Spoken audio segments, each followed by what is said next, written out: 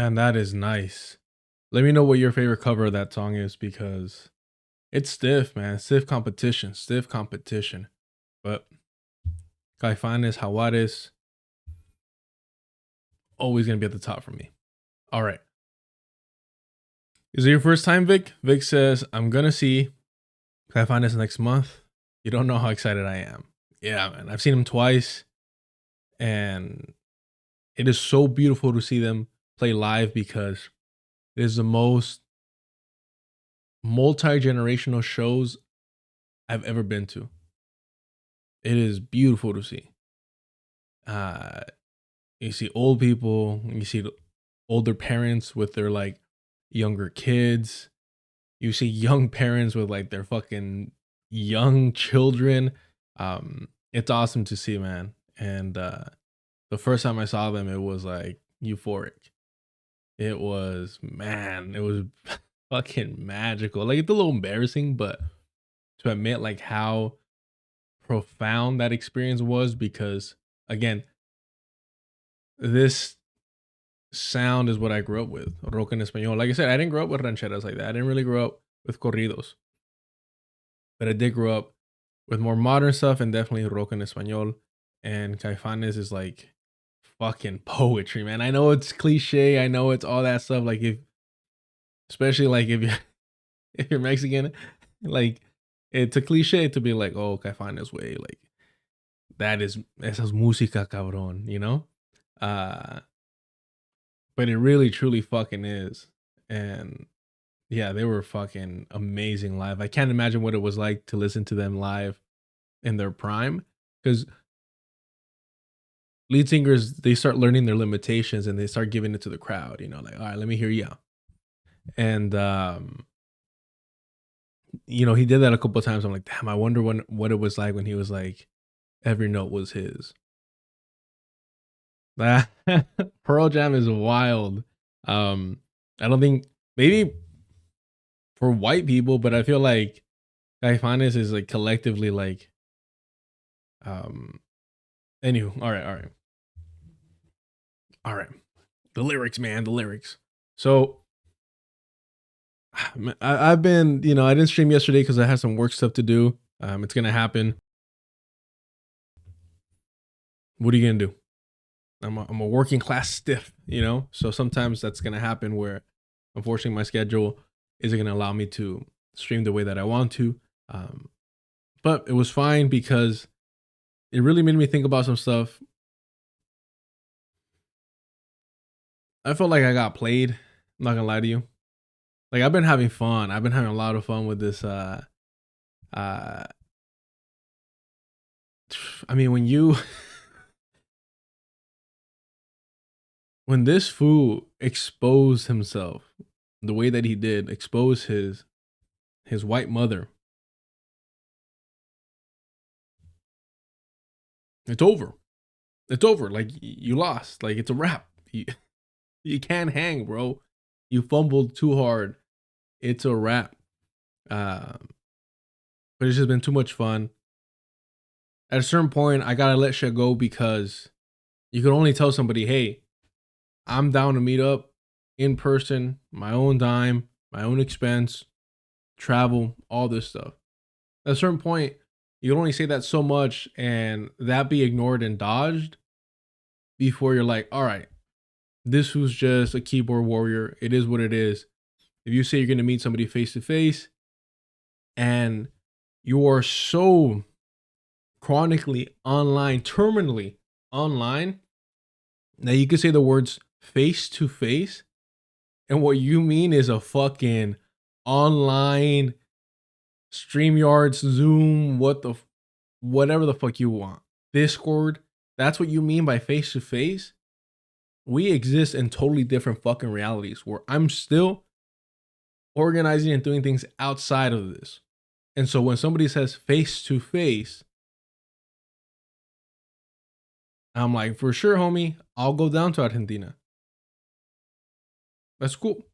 You don't gotta host me. You don't gotta pay for anything. You don't gotta show me around. I'll take care of myself. I'm fine, bro.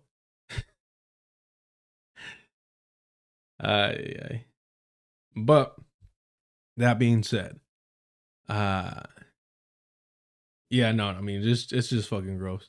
Check out my Twitter and whatnot. But hey, he looks like an incel and he is an incel.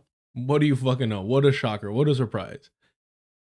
He looks like the type that he hates women, expressed it so much, and now we know why he hates them. What his mother made him witness is disgusting, atrocious. Almost makes you feel sorry for him, but you can't. You can't. It's sad. But yeah, I mean, I just gotta let that shit go. As much as I enjoy bullying, like going and bullying bullies, like if you're not down to have these conversations face to face, like you said you were, what the fuck's the point? What the fuck's the point? All right. Let me show you this, and then just to move on from this, sort of, kind of, because I'm not gonna lie, like I said, I feel like I got played a bit, but it's cool. It's cool. You live and you learn. You live and you learn. And to be specific, to be very specific, bro, nobody told me this was a pastor. That would have been a different conversation if I would have known that. Nobody told me this was a pastor. It would have been a totally different conversation. Totally different conversation if I had known that. But hey, what are you gonna do? Well, actually, there is something I'm gonna do. I'm gonna clear shit up. Because as much as I've enjoyed it, it sort of feels like because I got played, my position has been kind of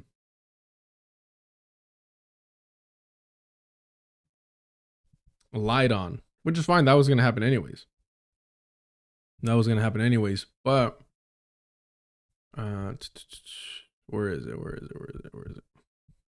Let me just do this.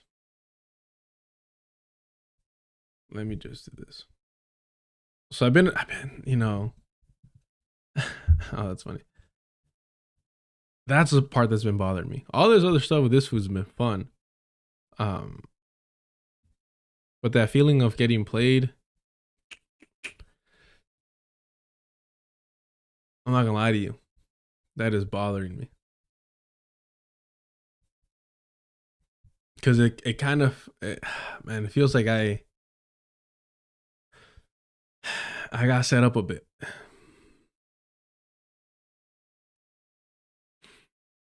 Anywho, in case anyone's wondering, just to be very clear, I said this on the 19th.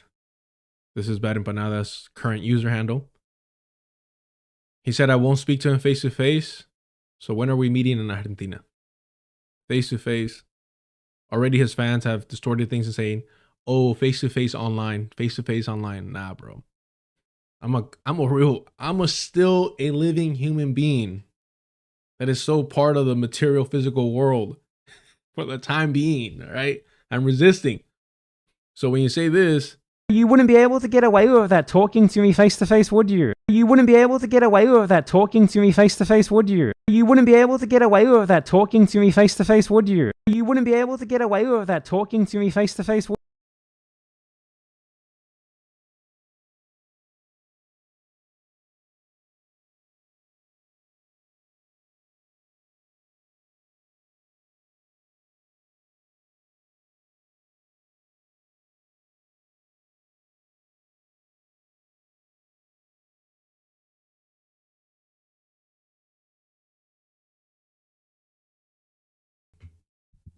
so when I hear that, and that's the only thing you don't respond to, that I'm down to go to Argentina, and you're talking about face to face, and that's the only thing you don't respond to.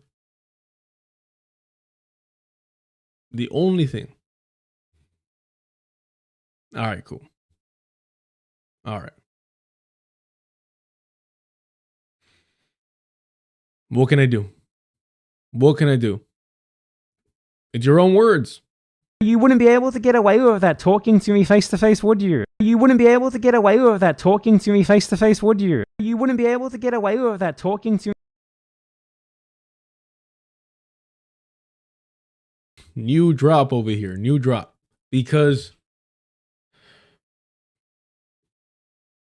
I'd be able to get away with a lot talking to this fool face to face. And he knows that. So it's smart to avoid it. Smart to avoid it. See? Get on a call.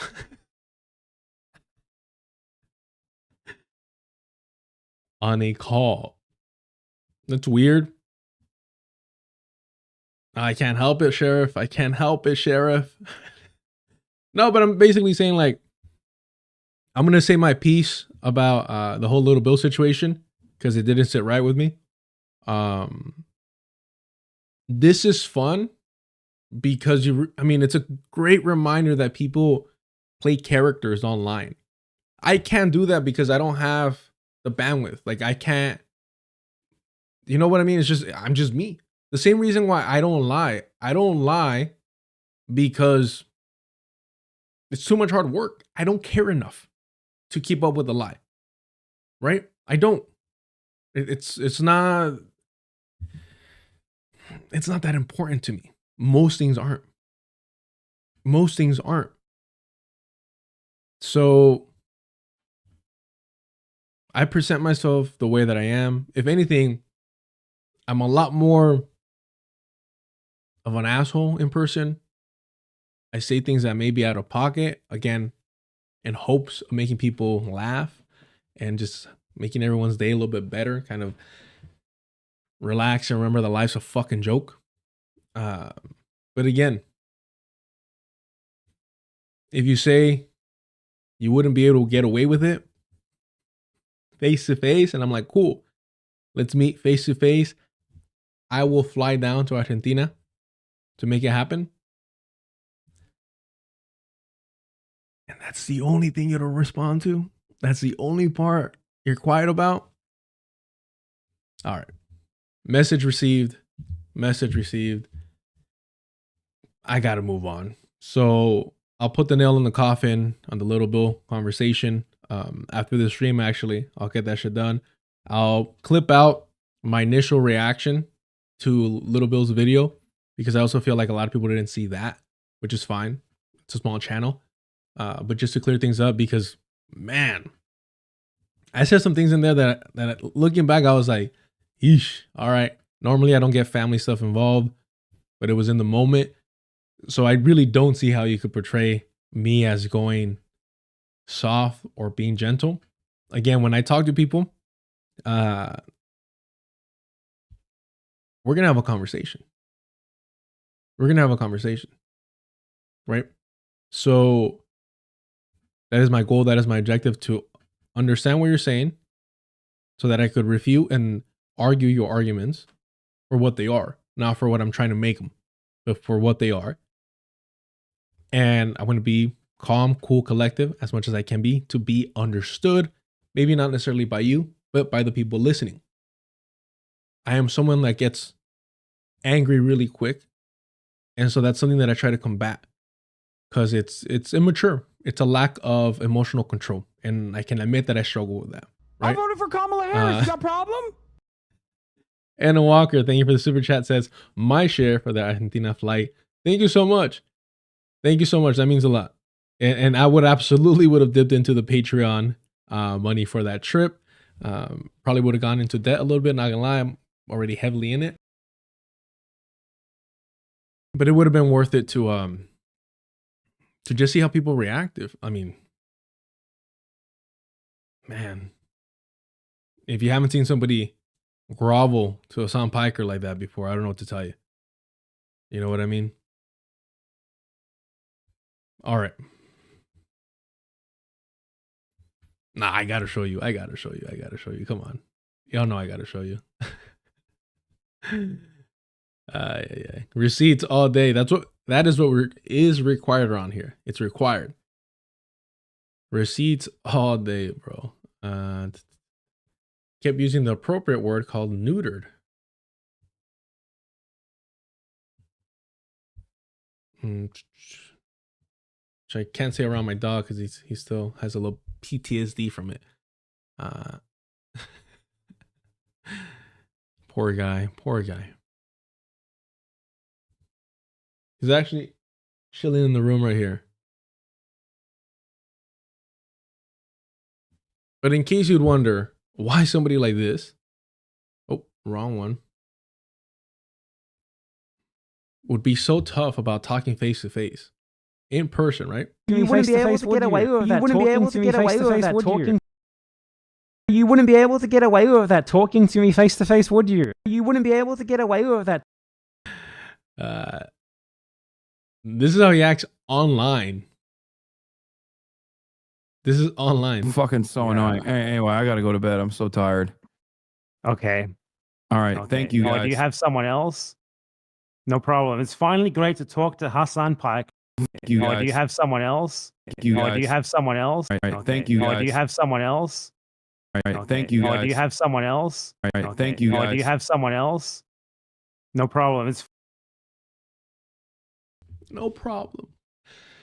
And again, because I need to fight the type of environment and socialization that I grew up in. Esa manita way. So many jokes available to me. But I strive to be a better person. That wrist can't handle the weight of that hand, apparently. But it's all right. It's all right. I got to be better. So, remember, face to face is face to face, cabrón. Oh, well. All right, last big Twitter thing over here. He was lingering. Look, if you don't find Hassan Piker attractive, you are pro-Israel. Pro-Israel. You're a Zionist, according to his cult. Wild. All right. Yeah, I would have been down, Felix. I would have been down.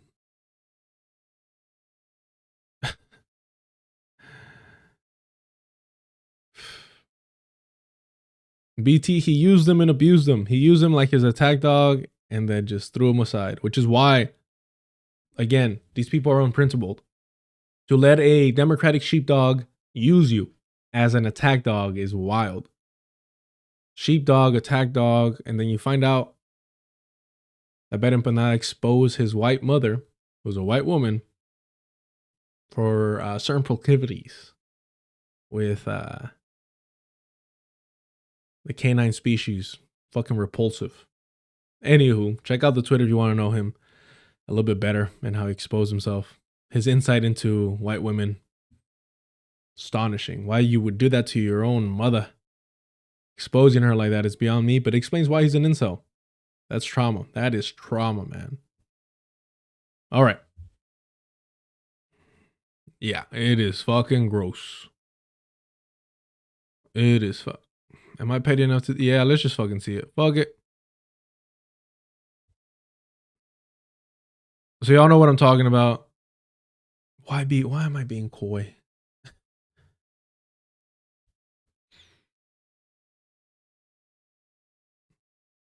Where is it at?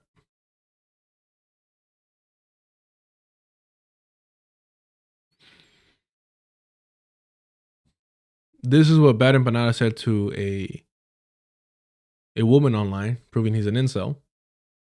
He pulled a photo of hers with her dog having a picnic. And then he repeatedly asked her, what are you going to do with that dog? What are you going to do with that dog?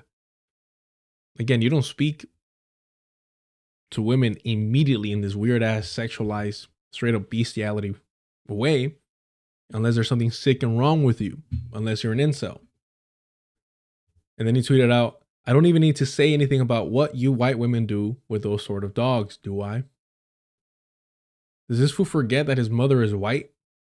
Did he forget that his mother Your mother is white. So are you speaking out of experience and observation of what you saw growing up? Is that what's wrong with you? Is that why you can't act like a normal human being? That's why you're a fucking incel? That's why you're trying to distance yourself from being Australian? Bro, get some fucking help. Get some fucking help. You just exposed your own mother. Is your mother not a white woman? Damn. The dingoes did what with your mother? It's look, I don't like to get into this man. I don't. It makes me uncomfortable. But this is the type of person, individual that we're dealing with. Just sick. Just sick. And of course, yeah, the anti-blackness as always. So yeah, this is his current Twitter account. He'll delete it or get banned at some point. Just to play the victim, as always. But yeah. I mean, it was, I guess, I don't know, Sheriff. I don't know. I don't know if his white mother had a preference. And what's funny is that he tried to switch up because he realized what he did. He realized that he exposed his own mother and her abusive proclivities to her, to their dog, to their family dog. Again, this is gross. We'll move on. I'm trying not to vomit right now. White people, man, I tell you, across the globe, internationally, white people, bro. And of course, he tried to switch up and say American white women after the fact. American white women after the fact. And it's like, nah, homie, you said white women. You said white women. And that includes your mother. So now we know. Now we know why Biden Pana is the way that he is. He was witnessing horrific things being done to the family dog by his own mother. By his own admission. He can make all these false claims and accusations that he loves to do. I don't mind going back and forth and mudslinging like that. But again, by your own admission. But hey, apparently you're an honorary black man. So, yeah, shows a photo of your mom's. And then obviously it wouldn't apply to her. But I have a feeling that it does. Disgusting individual. Disgusting individual. Like I said, colonizers are colonizers, bro. Colonizers are colonizers. Man.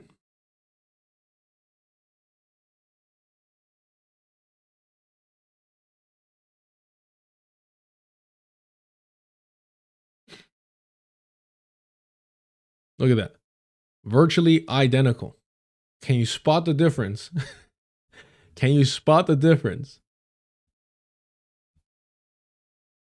European colonizer of Palestine. European colonizer of Australia. Ugh.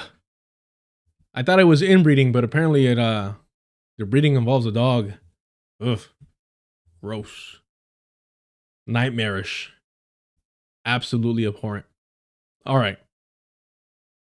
Corporate wants you to find the difference between these two images. Fucking A. All right. So, a beautiful moment captured in the wild in black and brown relations. This is going to go to a delegation and we're going to have a meeting about this. Astonishing moment of a reverse Uno. Let's listen to it.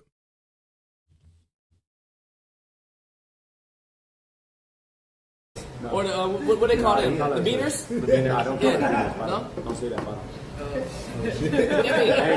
no, let me say something. Like, you could talk your shit that you want, but don't call us beaners, bro. What? Nigga, I just called me the Mayate, nigga. You called yourself that, bro. Yeah. Don't disrespect my culture, bro. Man. That's one thing I don't fuck with. Hey, bro. Hey, I'm gonna tell you the truth, bro. You're gonna get more than an elbow to your face, Yeah, bro. yeah. Alright, nigga. No. Where the server at, bro? I'm dead ass, bro. Let that be the last time, bro. Where the server at?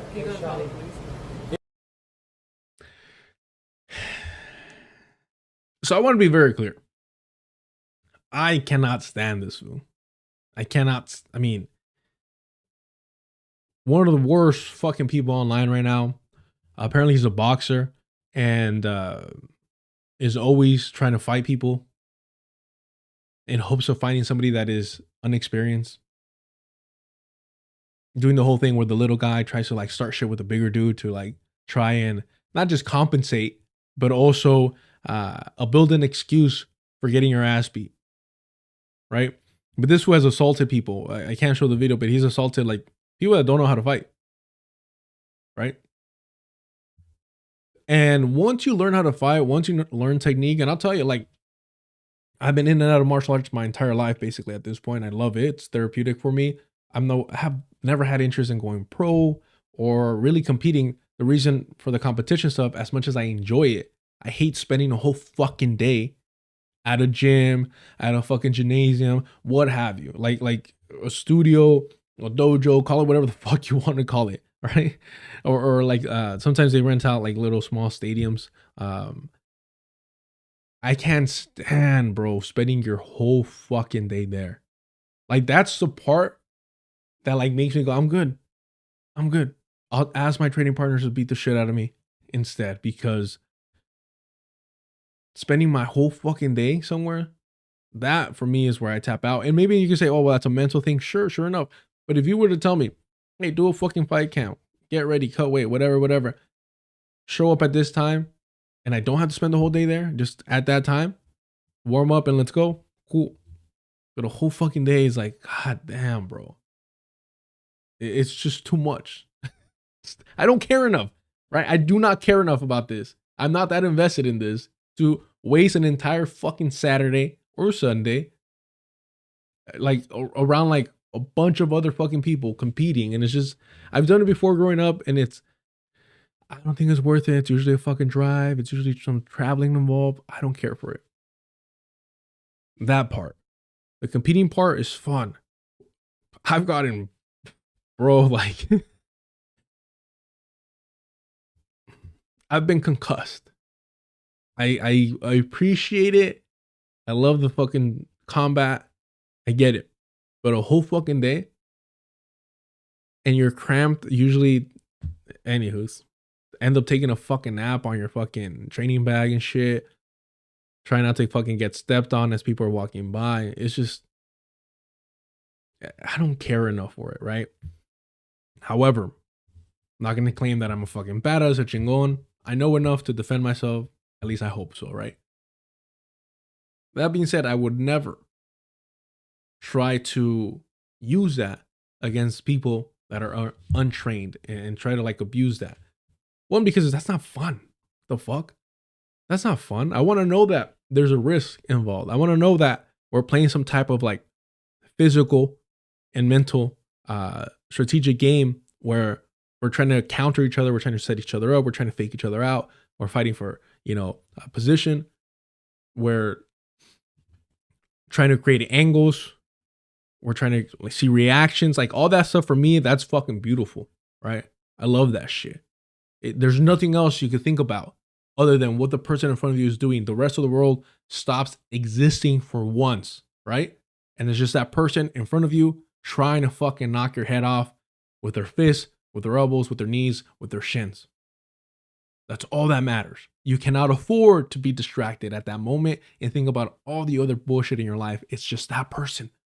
Your one and only, your fucking Huckleberry, right? And yourself. You do not have a better understanding of your body at that moment, because every fucking breath you take, every movement is making you more exhausted. It's just everything that you're doing in that moment matters, right? Every blink, bro, every blink matters. And so you're just fucking locked in. It's beautiful. I love it. I need it. But I get no enjoyment or thrill or drill. What the fuck, drill? Thrill out of squaring up with somebody who's untrained. It's actually quite fucking annoying, to be honest with you, because they're gonna wingmill, they're gonna do some dumbass shit, and you're just gonna have to like literally take a step back and be like, fuck, bro, this is embarrassing. You're a clown. So I never understood people that use their skills and their knowledge of combat to pick on and try and bully people that are untrained. Where's the fun in that? Unless, of course, you're psychotic and you just want to inflict damage and pain upon people. And that means there's something deeply wrong with you. And this is this fucking idiot right here. Now, on topic, before I went on a little rant, on topic. Do you think this fool over here, this coach, is actually a pretty famous coach, really popular online? I've seen some of his videos. I appreciate his breakdowns, especially when it comes about, head movement and working the jab. Things that are undervalued or not perceived to be undervalued in Muay Thai, mainly because you have to worry about fucking flying knees and shins coming your direction. So you really can't, your head movement has to be a lot more limited because you don't want to rush or dive into something, right? That's coming at you from below the waist, right? So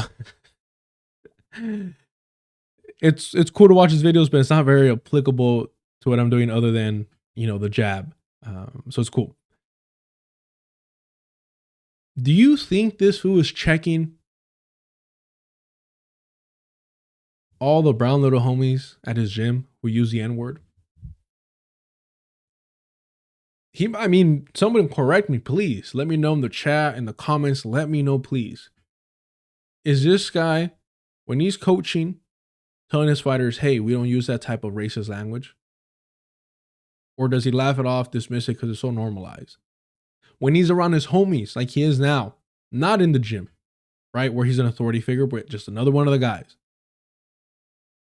does he, with the same energy, check the fools he's around with and say, hey, dog, we don't use that. We got our own words. I don't want them, other people that aren't brown, using our language that is offensive to us, so we shouldn't use theirs. Do you think he's fucking doing that? You think he's saying, hey, homie, if you talk that way, if you use the N-word around me, you're going to get more than an elbow? Do you think he says, hey, don't disrespect other people's culture? Get it in. Of course not, bro. Of course not. You believe that shit? Absolutely not. Correct me if I'm wrong. One more time. Or what do they call it? The beaners? The beaner. I don't call it beaners. No? Don't say that, bro. And look at, I don't know homie's name in the middle, but she's also fairly popular. Look at her reaction. Or what do they call it? The beaners? The beaner. I don't call it beaners, bro.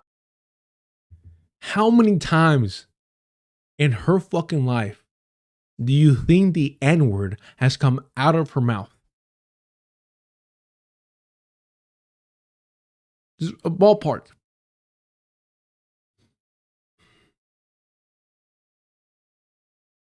It's just wild to me, bro. No? Don't say that, bro. Hey, no, let me say something. Like, you could talk your shit that you want, but don't call us beaners, bro. What? Nigga, I just called me the Mayate, nigga. You called yourself that, bro.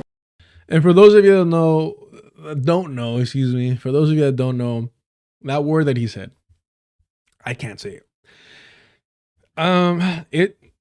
It means, so growing up, there are these beetles that we capture.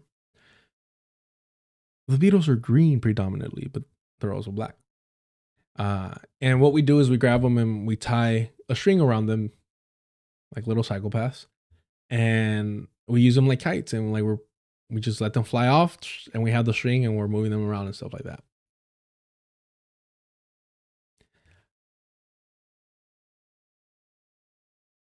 That word is used essentially as the N-word in Spanish, specifically that I'm aware of in Mexico, right? In the Mexican American community here. Yeah, they're literally an insect, right? So I don't know if that word is prominent in other parts of Latin America. But growing up, I've always known that word is the equivalent, right? So I'll play it back right now so you can hear exactly what he says. He's like, hey, this word was just said towards me. And this one says, no, you said it to yourself.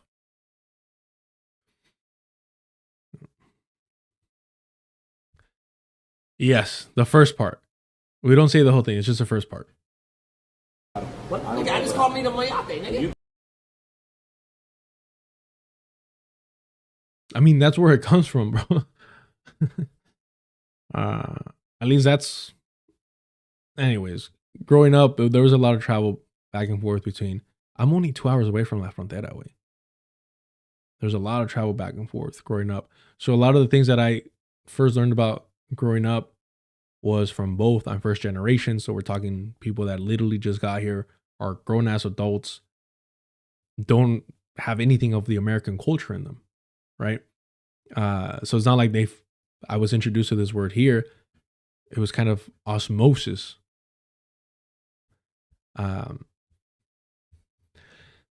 I am somebody that, like, if I hear somebody who's black use or say the word beaner, I literally don't say anything. I don't care. I don't care. Not because I'm giving them a pass or anything like that, because it is so disproportional. The usage of the N-word within the brown community is so disproportional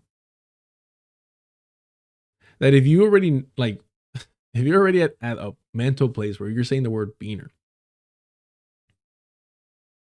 there has to be a lot for you to get there. A lot. So I'm like, all right, fucking do your thing. Do your thing. Although that being said, I've never heard it used in a aggressive manner, right? Like an actual fucking upset. Like, damn these, you know, like, nope, never heard it from a black person. Not in person. It's always done in jest or joking around. Usually by younger black guys, which is fucking funny to me because that means that they, and I've seen it, have brown fucking friends that taught them the word, right? It's always fucking curse words and foul shit that you learn. So it's like, all right, yeah, you have fucking brown homies. Cool. That unfortunately, more than likely, use the N-word around you. If we're being fucking frank.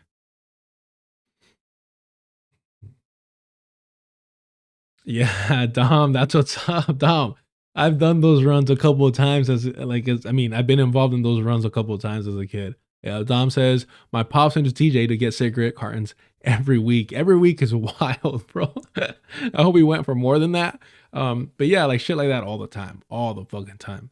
Medicine was a big one. Like that's a big reason we would go back and forth. Big reason why a lot of the older people in our communities, if they're able to, go back to Mexico is, medical help. So yeah. He was a smoker. I mean, he was, no. He was an economically sound smoker. You know what I mean? A real smoker would be like, fine, double the price. I'm still going to be there. But your pops, he should have written a Rich Dad, Poor Dad, Cigarette edition. Dentist checkup. Yep, that too. Yep. Z-Dub says, when I lived in Van Nuys, it took me weeks to find an apartment because the Latinos were discriminating. Absolutely, 100%.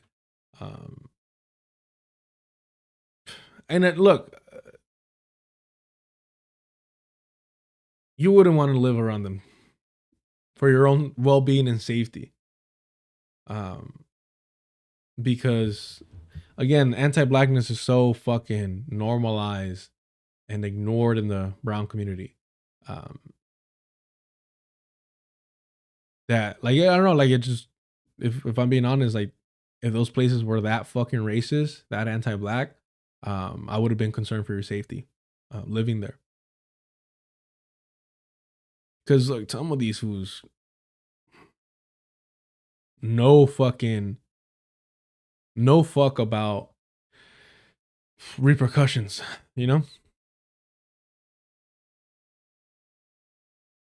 All right.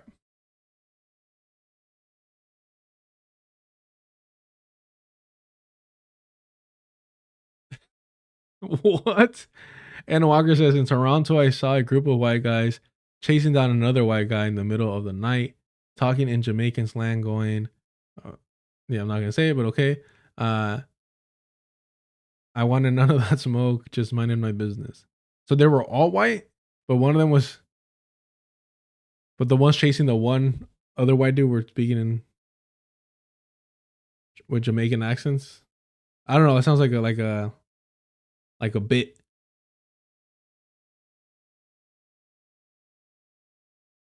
There you go. Z-Dub says, I found an apartment finally, a black Dominican rented to me. Pan-Africanism at work, man. Because we're not going to get into the whole Dominican thing either. So let's just move on.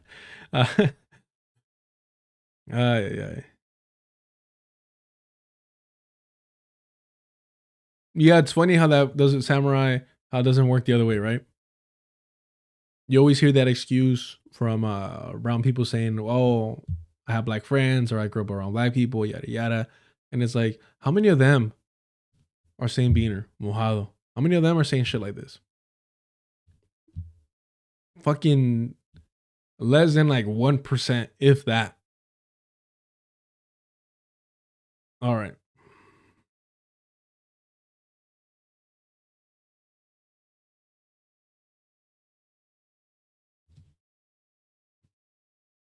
But yeah, I want to see this with checking his students and his homies when they use the N-word. But I'm sure that's never happened. I'm sure they've never used such vulgar racist language around him. So he's never had to have this experience within community, huh? Yeah. I've told you, it's fucking weird, like, especially the younger cats, like, they know how I am and they know what's up. And like, I've had some people like apologize to me, like, oh shit, my bad, fool, my bad, homie, when they use the N-word. And I'm like, why the fuck do you like, why are you apologizing to me, bro? It's because they know I don't fucking fuck around like that. But also, like, why aren't you like aware that it's not me who you're personally offending? It's not me who you should be apologetic to. You get me? It was wild.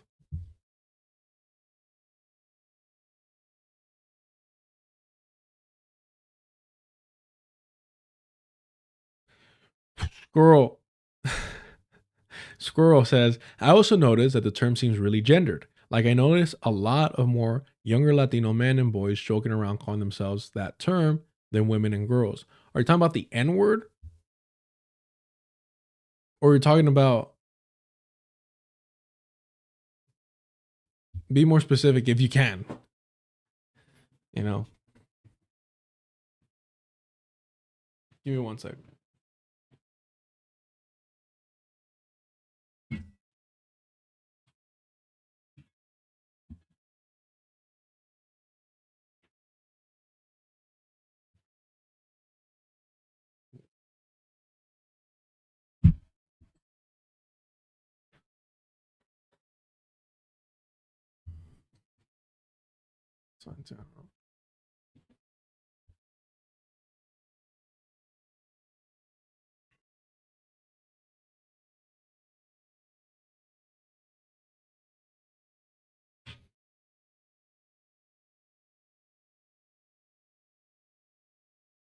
The one I can't say. Wait, didn't you just say you were black earlier? Or am I misremembering?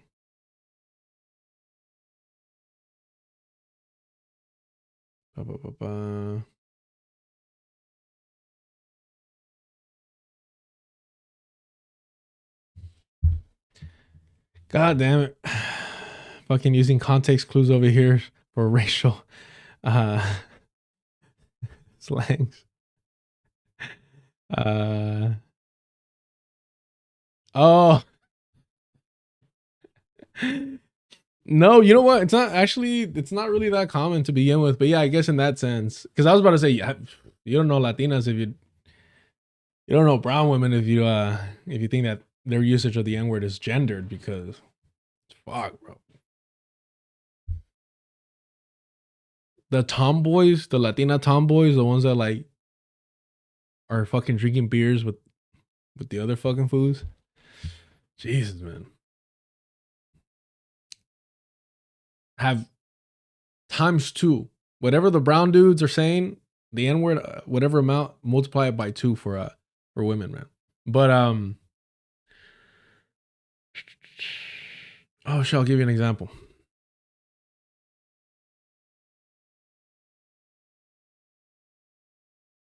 What was I saying?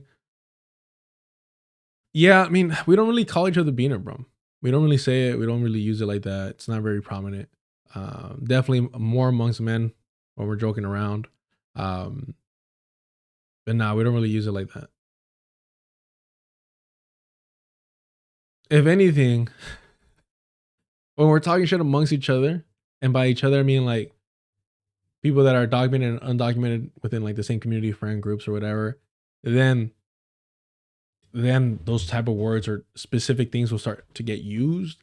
For example, like somebody tried to use Bocho as an insult towards me, and I'm like, bro, this is in the fucking 90s. Nobody's using Bocho as a fucking slur against Mexican Americans or Chicanos. Like, it's, bro, like, it's okay. Like, yeah, it's fine. You know, like, what do you, all right, cool. Hope the fucking time machine takes you back to, to your fucking decade. Because even when I was growing up, that word was like already going out of vogue. But amongst each other, once we start talking shit to each other, from those that are born and raised in Mexico and those that are like Mexican American, Chicanos, then you start seeing those type of words used. I joke around hard, bro. Like when I'm with my homies, like we're fucking cutting deep. So I say some things that like are out of pocket, but that I would never say to anyone that I don't know or don't have love for or respect. You know what I mean? And vice versa. But it is a very toxic and unhealthy way of expressing love and appreciation. So never think that I'm over here like in my high horse and like fucking being sanctimonious and whatnot. Somos carrilludos, 100%. 100%, bro. I mean, we are, understand, fucking Looney Tunes. Looney Tunes pulled Speedy Gonzalez because they're like, hey, bro, this shit's offensive. This shit's like, it's too much. It's offensive. We're pulling it. And the whole fucking nation of Mexico was like, the fuck you're not, bro. That's our homie. That's us. That's like, we love him to death.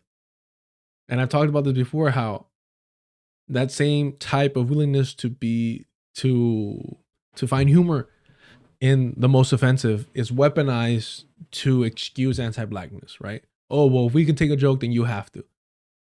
But you're a willing participant. All right. You're willing to find levity within it. And that's your right. That's your right. Another group may not be so willing for whatever reason, predominantly because you fucking discriminate against them. You don't get to say that. Because if you did have a problem with, you know, certain characters or caricatures, we'd be on your side. We'd be listening, right? Just so happens that you don't in this case. Cool, fine. You're the one giving the pass. You're the one giving the pass. You're the one able to give the pass. You're not being given the pass to use on behalf of other people. It ain't complicated.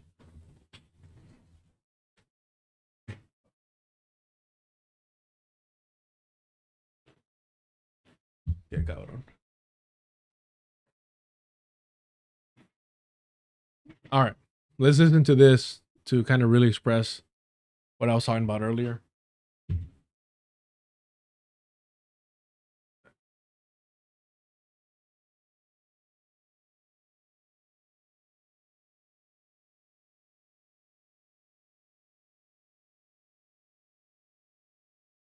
All right.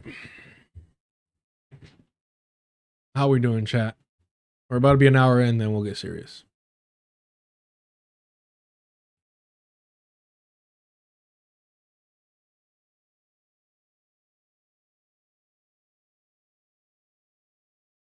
This is gonna get real bad. I'm just letting y'all know right now. This is gonna get real bad. I'm gonna try muting certain parts of it just because of YouTube, but not to protect this fucking ghoul. And spoiler alert, she's a cop and she was a Marine. Ella es Latina. How do you think this is gonna turn out?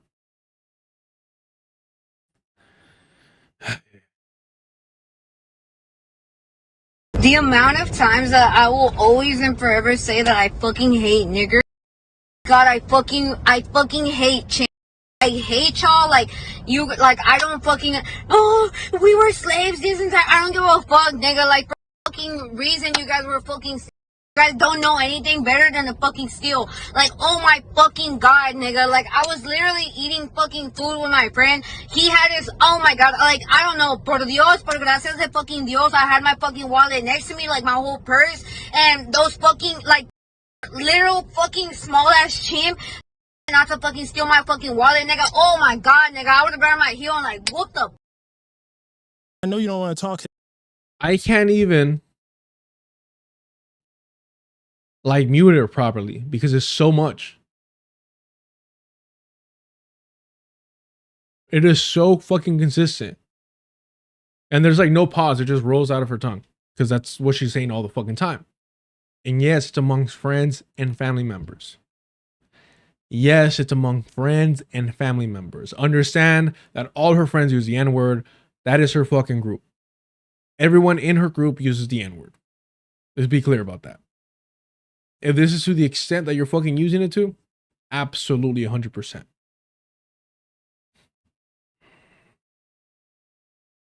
Fuck out of that nigga's ass. But like, whatever, right?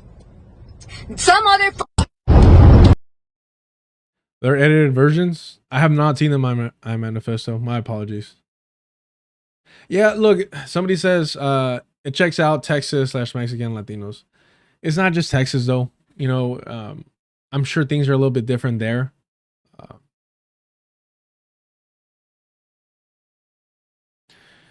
I don't know I don't know, man. But yeah, I'm not gonna listen to another minute of this. Quite literally, there's another fucking whole minute of this. But she, you know, literally brags about having been a Marine in the military because she said how grateful she was that she was able to yell out the hard R, like the N-word, right? At this person that was allegedly trying to steal from her. She said, I felt like I was back in the Marines. And it's like, bro, cops, Marines, eres Latino, ICE, you're absolutely 100% racist, 100% self-hating, but that anti-blackness is going to be absolutely unhinged because your ability to be accepted into these white supremacist institutions demands you to be an abhorrent anti-black racist. Let's be very clear about that.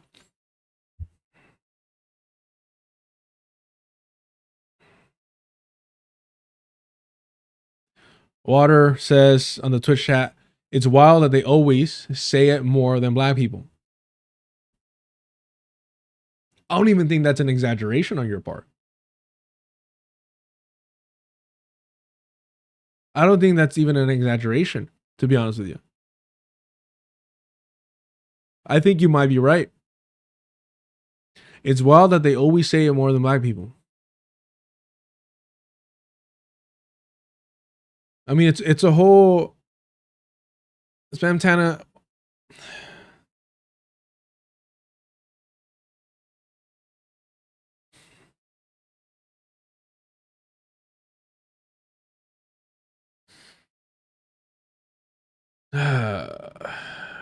I know you're joking. I know you put the joke thing.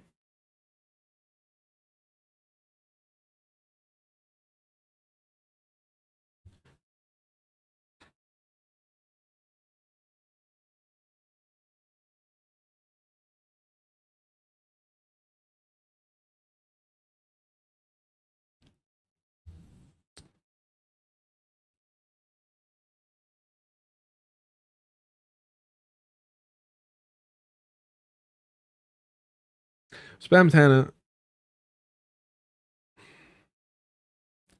Not even, I'm so disappointed.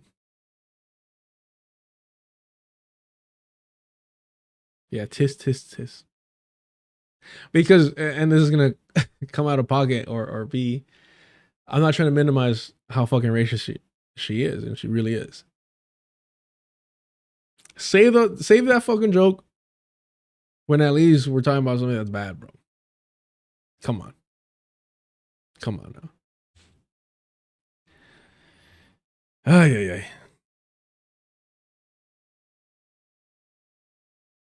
But no homo or nothing. Y'all don't know how good it felt. Oh, do you think she's only racist, anti-black? No. It doesn't ever just stop. It doesn't ever just stop or include one specific group. Never that. It's 2026 and she's saying no homo, bro. Like, the backwardness is cave dwelling amounts of backwardness. To say like out loud, like goddamn nigga, like oh my god, I felt like I was back in the Marine Corps, nigga. It felt like I was back in the Marine Corps. Then one more. But notice, and this is why I want to play a little bit more, that for whatever reason or whatever rationale there is in her head,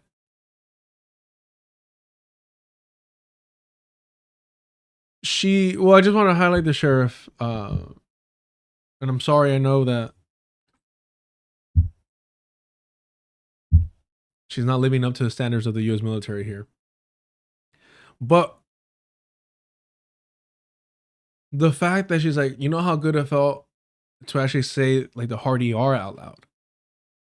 Like in her mind's like, oh, no, we can't say that unless there's a great excuse for it. Unless it's a specific situation where like, finally I could cash in on this. The soft A, that's cool. That's for whatever reason she thinks that's like, it's fine.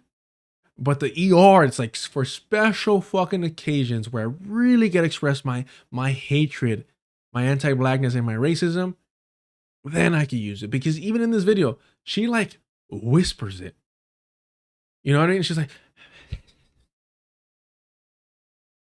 so what is the cognitive dissonance happening here? You know what I mean? I think that's fair, Linstack. I think that's fair. I'm only laughing because of tomatoes. Like, I can't take you serious if you're virtually throwing tomatoes at me. I'm sorry, but I understand. Linstack says, not allowed to call me sheriff while you're making us listen to the hard R. You know, I'm going to act like defensive white people and be like, okay, fine. I'll never talk about anti-black racism in the Latin community again. I tried. Slightest pushback. How dare you? Don't bring that woke school stuff around me, right? Like immediately. No, but yeah, okay. I hear you. I need to disconnect this again. Hold on.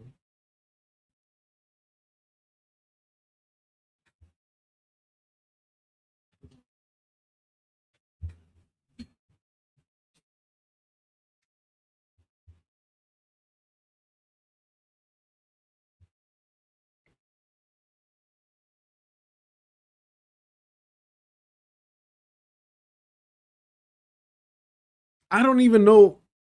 Chitty says the cognitive dissonance is the denial of her ancestry. I don't even know what you mean by that. Like,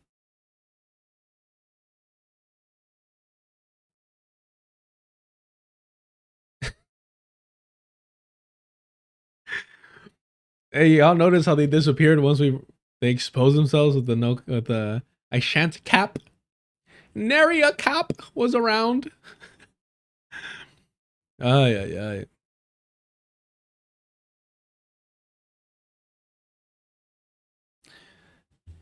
All right, Larry the tapeworm.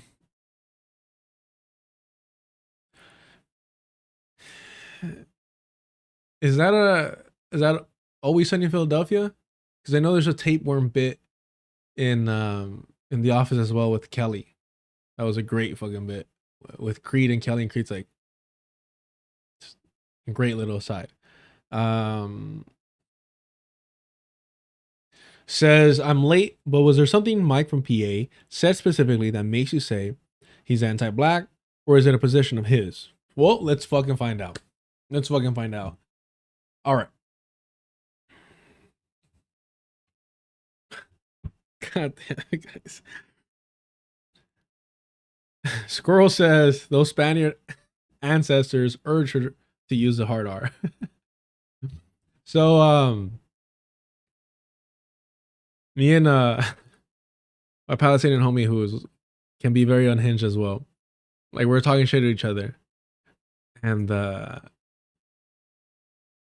one of the running gags would be that, like, I was always slightly distrustful of him because,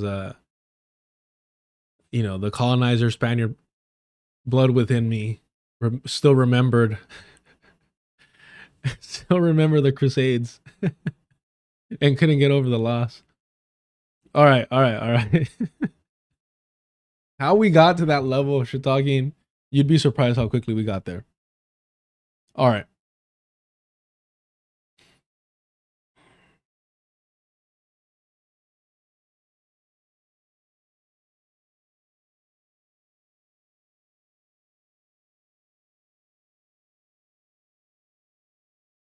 Oh, that's hilarious. I'm like, I still can't let it go, brother. Nah, you know what? I got too many liquids up here. I'm gonna need a break before we get to the Mike from PA stuff, because yeah, we'll do that first. It's a better flow. This is 44 minutes. We're not watching 44 minutes. I think we're gonna watch about like 20 minutes maximum, because one, he's unfucking bearable, and two, he goes on a weird tangent about like zoning and housing that is just, the dude's a blowhard. Like, he needs to just vamp and say shit that make him sound like he's knowledgeable, but that fundamentally is meaningless. Which I get. These people stream for like an immense amount of hours. Well, actually, he streams up until Hassan starts streaming, and then he bows out and he goes back into his fucking crate. But I do want to say, off the top over here, the reason why I initially didn't want to cover this is because it's gonna sound like I'm, what FD says, I don't think is far enough. And I can say that about almost any subject when it's me and FD.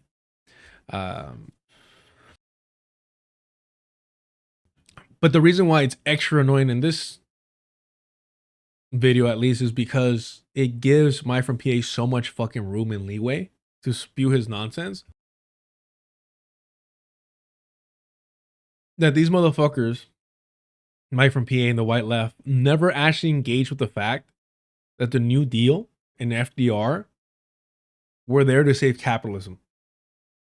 Like, that's never fucking brought up here at all. I watched this already because I did not want to watch it on stream. I'm like, I'll just watch it on my own and just kind of whatever. I'll yell and curse and fucking shadow box while listening to it. It's fine. But I'm like, no, we kind of have to watch this. And it just blends well together with the first part of this stream. Okay. Wait, whoa. We got another. Hey, Lynn Stack. No, sorry. Lana, how we doing? Confuse my L's. Who is a mod?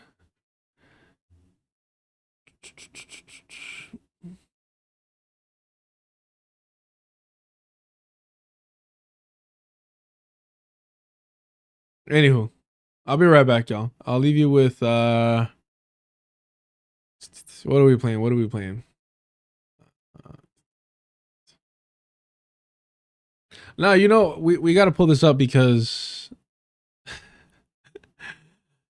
it's Mike from PA, and a lot of you don't know Mike from PA really got his start online or being a public figure outside of Pennsylvania through the majority report. So just for him, we'll pull that up. Es un clásico. The classic majority report conversation over here that I had.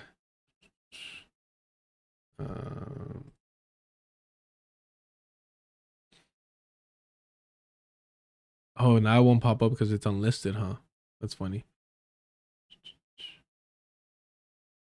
Give me 1 sec.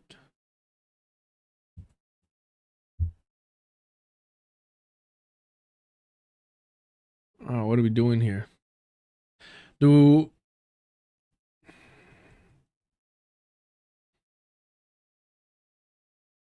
wow, that's surprising. That is surprising. Do unlisted videos not normally pop up on your search history? Like it'll pop up in your history, like your recent views, but does it not pop up even if you search for them? I wasn't really expecting that. I thought that they would. That's a new one for me. That's surprising. Man, I have rewatched that conversation with Dr. Ball and FD, and sometimes when he felt like it, Little Bill would appear. So many times that it's repeated so much in my watch history that it's low-key annoying. But because it's very evident that people didn't watch or at least listen to what I was saying, so I had to keep clipping things out to post. Like, no, actually, this is exactly what I said. But sure, like, if you want to interpret it that way, fine. All right, be right back.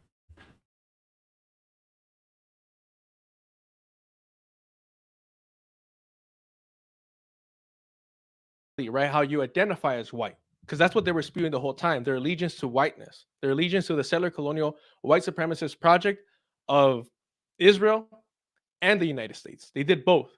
And secondly, stay white, as in the program Stay White, because Sam Cedar refuses to hire any like non-white people as like his co-host, as a producer. They'll have, you know, tokens on for sure. Some of them who they had to get rid of because they were being a little too friendly with whiteness and throwing black people, non-white people under the bus. But that's what I meant also by stay white. Like I was throwing fucking double entendres in there. Stay white because, bro, they're in the fucking East Coast. How do you not have anybody that isn't fucking pasty white, anybody that doesn't fucking enjoy Wonder Bread? How do you not have somebody who isn't white on your show? Unless you're actively avoiding having those people there. Yeah, it's a white people show for white people, so and for probably confused brown people, I guess. Yeah, white people be doing white people shit, and it's great. It's great. I love you getting on and antagonizing them. I appreciate it. Fucking always. Abdel, I know you have to run. Do you want to give any closing thoughts, or how are you doing on time? Yeah, I do have to bounce in a second, but thank you all for being here. And thank you, Carlos, for giving us this space. I really do appreciate it. I think this is a very important topic, and I think this is really the more meaningful reporting than anything that these people are doing, because all they're pushing is Zionist propaganda that's disguised. And unfortunately, it's not just white folks or settlers that are just listening to them and following them. Unfortunately, the self-labeled leftists like these people right here in the majority report are also recruiting and convincing colonized people of some of this. And I think being able to speak about this openly is the first step. Damn, Gio, thank you so much for the gifted subs. 10 gifted sub. Thank you so much for that.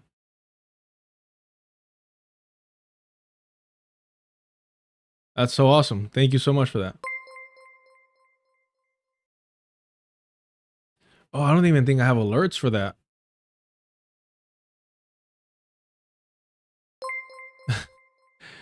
Wow. Appreciate it.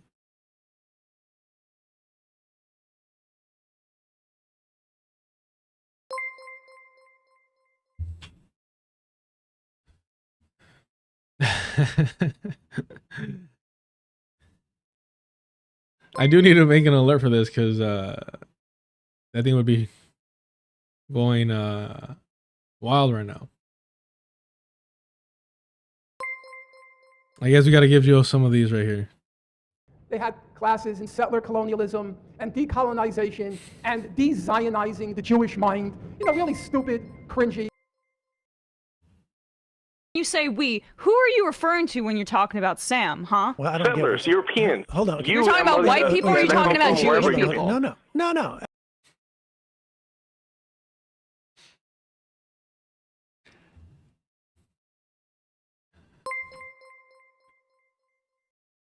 You know, as pathetic, as disgusting, as deplorable as Bad Empanada is, Autumn Leaves is, in my book, sub fucking human. Because you know that they live online to where if I need to go take a fucking piss, Autumn Leaves will be there. If I gotta go take a break to urinate, Autumn Leaves will be there. Seek fucking help.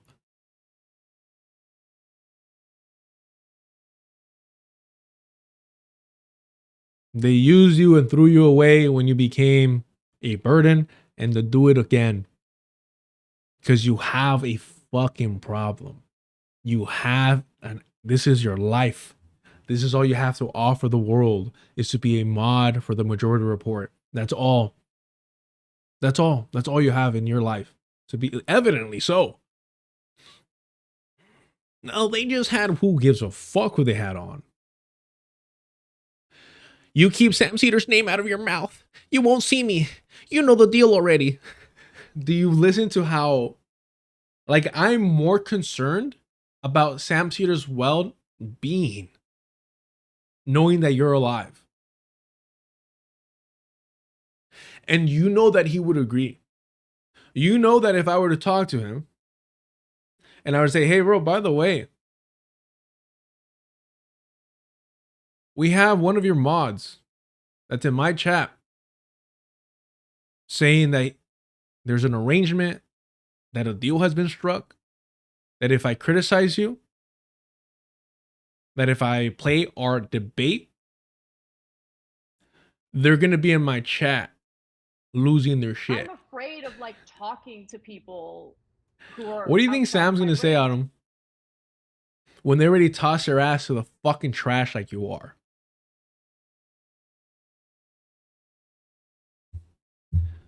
I think he'd be afraid of you. I think he'd be afraid. I think you'd make him uncomfortable if he's the person that he claims or presents himself to be.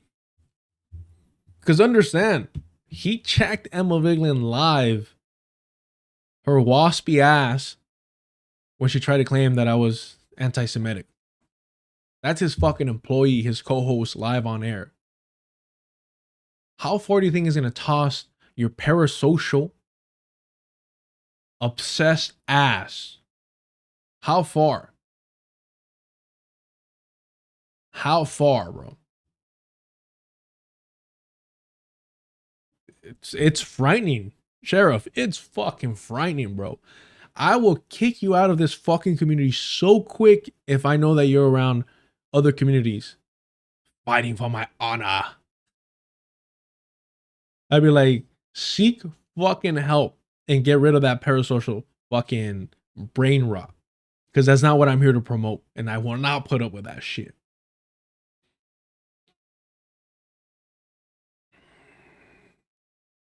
Yeah, dumbass. I have multiple times. We literally went over it in the first part of the stream.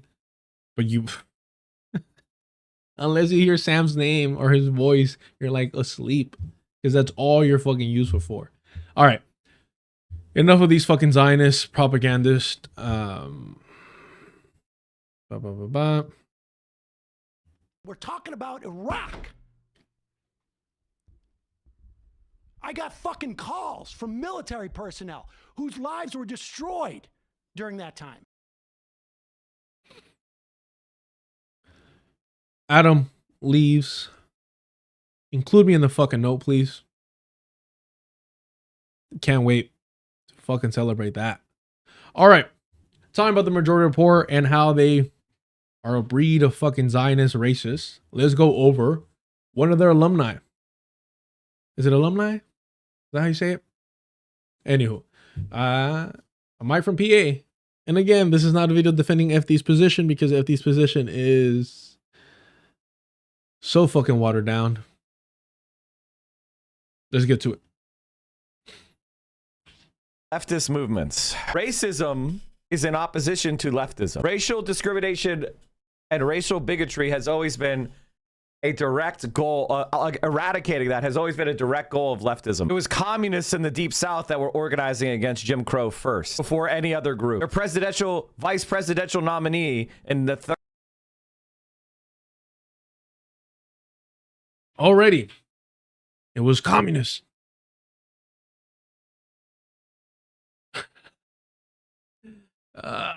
Bro, like, the need for white people to be white saviors throughout history is so fucking annoying.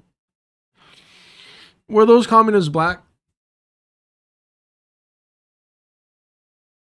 Or did it take white communists to come in and save the fucking day?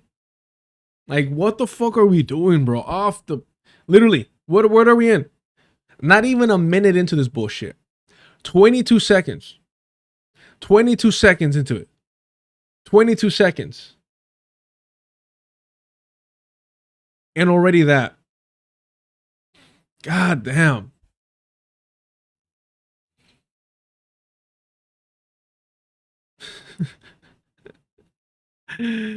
Yeah. Yeah. It is astonishing, man.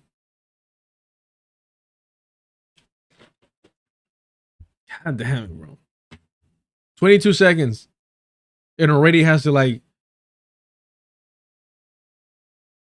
There was this, like, kind of hippie person that I befriended in community college. And super cool. A little gross. But a white hippie person. What are you going to do, right? And mind you, this is when I was a lot more tolerant of these people.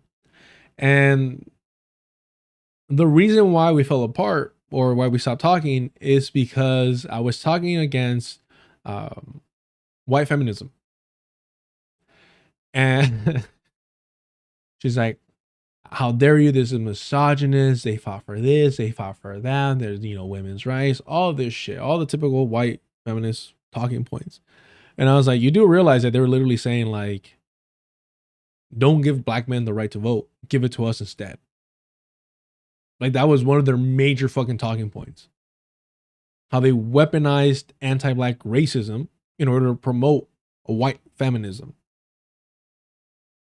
And so I went off, right? This is back on Instagram. And never talked again. And it was what it was. And then when we would walk and pass each other on campus, like, I would laugh. I would fucking start cracking up because, one, I'm a fucking asshole. And two, it's like, you're giving me the silent treatment or you're going to pretend I don't exist? Yeah, we know that you people pretend we don't fucking exist. Unless moments like this come around where you need to come over here and be like, actually, black people didn't have it that bad. Actually, we actually weren't that racist, which is exactly what the entirety of this fucking video is. God damn, bro. The entirety of this fucking video is that. Well, actually, FD signifier, things weren't so bad. So let's focus on that. Let's focus on that, shall we? And honestly, bro, like, I'm not, when I say that FD is like going way too light, Kyle Kalinske is a fucking racist. And I know that upsets other races like Autumn Leaves. I guess they're still claiming to be black or whatnot. So Compradors, fucking traitors, sellouts, vendidos, right? I know it upsets them. years after being called out for using the N-word, Kyle Kalinske was still crying that no one came out to defend him. And specifically, none of his fucking white friends, his white peers, came out to defend his usage of the N-word. You gotta fucking love it.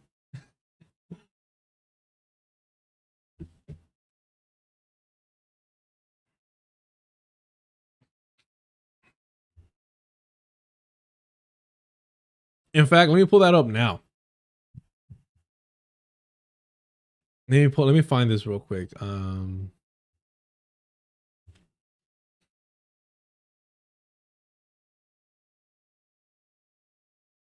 What is it? What is it? What is it?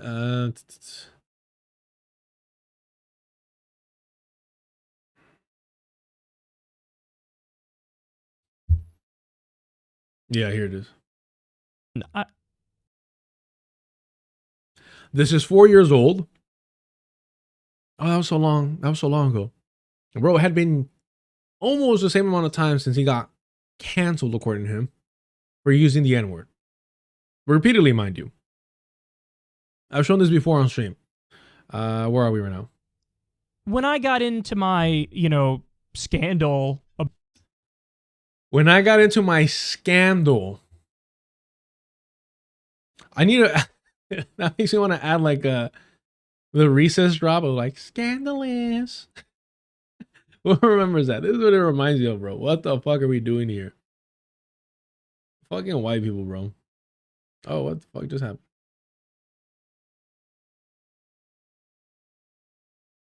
What were their names? Ooh, scandalous. That's fucking Kyle Kalinske right there. When I got into my, scandal. Amazing show. But yeah, this fucking pathetic racist. About my old tweets when Mike Cernovich dug them up and wrote an article calling me a sexist and a racist and all the negative things in the book. Do you see why they love Grant Plattner so much? Because they see themselves in him. They see themselves in Grant Plattner as like, yes, finally, somebody who's racist, that knows how to hide it behind the scenes. And he's exposed. No, we're going to defend him. He's our guy because he is us. Grant Plattner is them. Grant Plattner, actually, politically speaking, aligns with them perfectly. Aligns with them perfectly. He is their fucking avatar. It makes perfect fucking sense. So notice the way that Grant Plattner defenders say, oh, this is Jewish Insider. Oh, this is Zionist Hasbara attacking Grant Plattner because he's pro-Palestine. Yeah. The same way that he was pro-Iraq, pro-Afghanistan. Sure. He's pro-Palestine. We're going to believe that shit, right? Oh, he helped to contribute destabilizing the so-called Middle East for years. But okay, sure. Yeah, he's pro-Palestine. All right. Yeah, that definitely adds up. It's yeah, definitely correct. All right. So all the racist, sexist, imperialist bullshit that he was spewing, no one forced him to write that. But the white left wants you to believe that somehow this is a hit job. That somehow the Zionists exposing or bringing this information to light is disingenuous, right? That it's not accurate to who Grant Plattner is. As if they made Grant Plattner write that shit out years ago, right? Or throughout the years, I should say. Because one of their talking points was so long ago. No, it fucking wasn't. No, it wasn't. He was a grown-ass adult. Like, let's stop. Let's stop acting like so long ago he was a high school kid. In high school, he was protesting the very same fucking war he signed up for just to fucking commit mass murder illegally. So, notice how he said, oh yeah, Mike, whatever the fuck, he wrote an article about me, calling me a racist and a sexist. You mean he showed your fucking tweets? Wow. That bastard. Always the fucking victims, never taking accountability. Always the fucking victims, never taking accountability. Scandal about my old tweets when Mike Cernovich dug them up and wrote an article calling me a sexist and a racist and all the negative things in the book. Nobody defended me.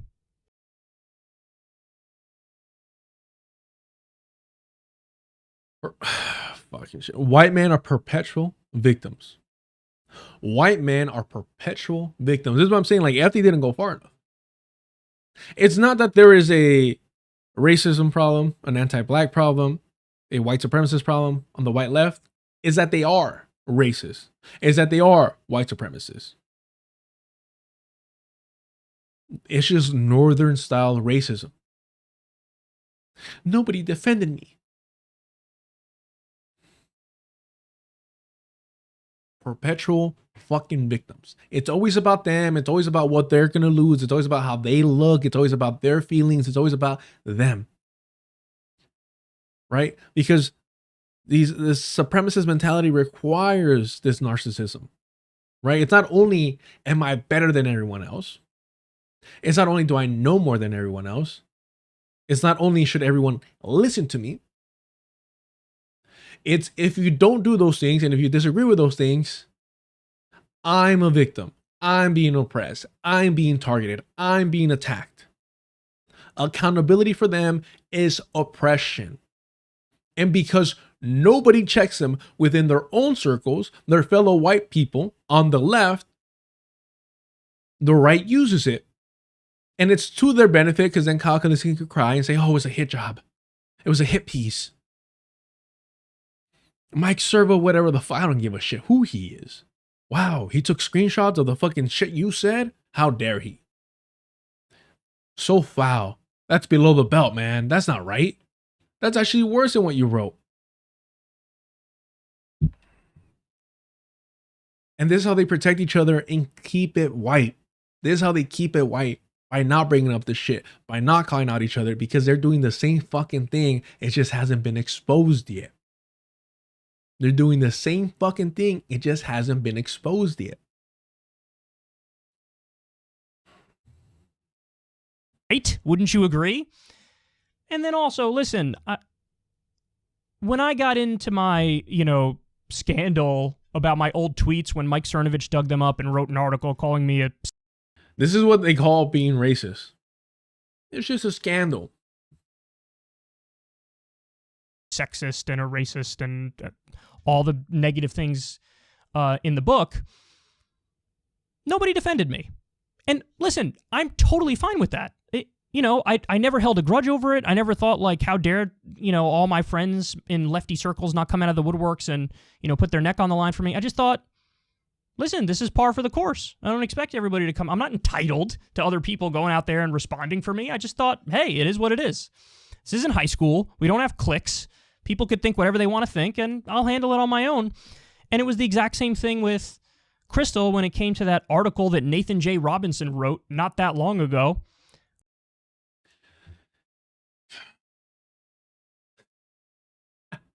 That article, by the way, Nathan Robinson, bro. God damn. Word count, motherfucker. He's a fucking fraud, too. He didn't allow his employees to unionize, his people to unionize. Got his ass beat over that. But anyways, he was accurate. That Crystal Ball is aiding and abetting the reactionary Sagar and Jetty. That she provides cover for him even when she disagrees with him. Because she can't disagree with all the nonsense that he spews because the show's got to move forward, right? So, Sagar's always going to sneak one or two in there. Right? Just the way that it goes. They're business partners. Crystal Ball is financially benefiting from the reactionary propaganda that Sagar and Jetty is spewing.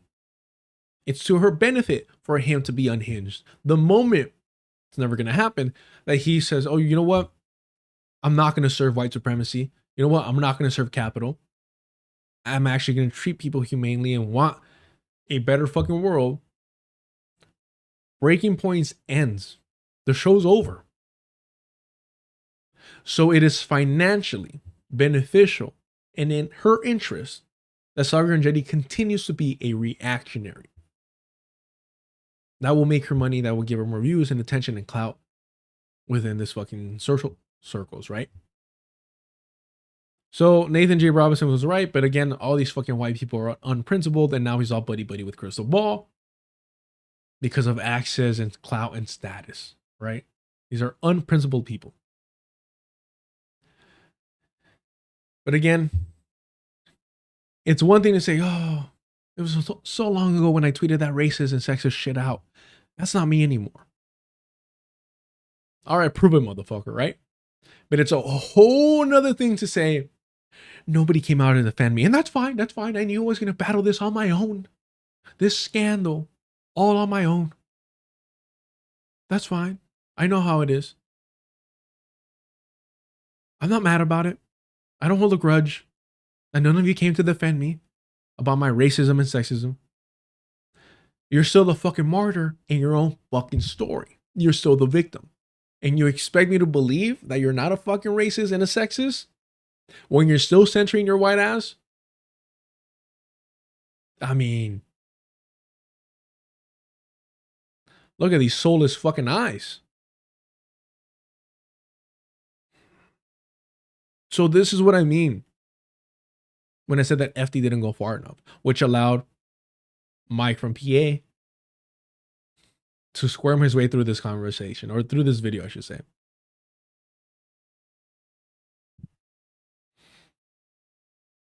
Jim Crow first, before any other group. Their presidential vice president. Before any other group? Hold on. A direct goal, eradicating that has always been a direct goal of leftism. It was communists in the Deep South that were organizing against Jim Crow first, before any other group. It was communists in the Deep South that were organizing before any other group. Be specific. What communists are you talking about, though? Because if they were black communists, that makes perfect fucking sense. But if you're trying to claim that white communists were the first ones, then that's a fucking lie.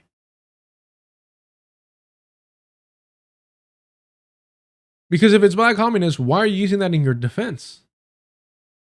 Because whether communists or not, black people were resisting enslavement and Jim Crow, the apartheid in the South, long before communism gained any popularity in the area. So what the fuck are you saying? Because his whole shtick here is like, well, actually, FD, if you look at the details of this, you're making broad accusations towards the white left and FDR, and that's not right. That's his whole fucking argument. Oh, he doesn't see the color of communists. They're all reds.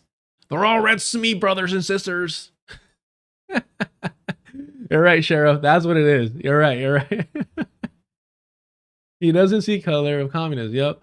We're just all one big happy family. In fact, within communist groups, there have never been any issues in regards to race, ethnicity, sex, or gender. There never has, because we're all just communists. So it's fine. It's always worked out. Marginalized people have always felt safe in the bosom of communism within the U.S. settler colonial empire. Always. So already, not a minute in, and nonsense, bro.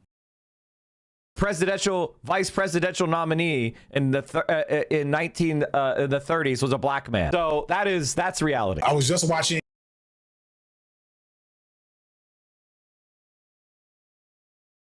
Why are you bringing up a white man when the criticism is against the white left?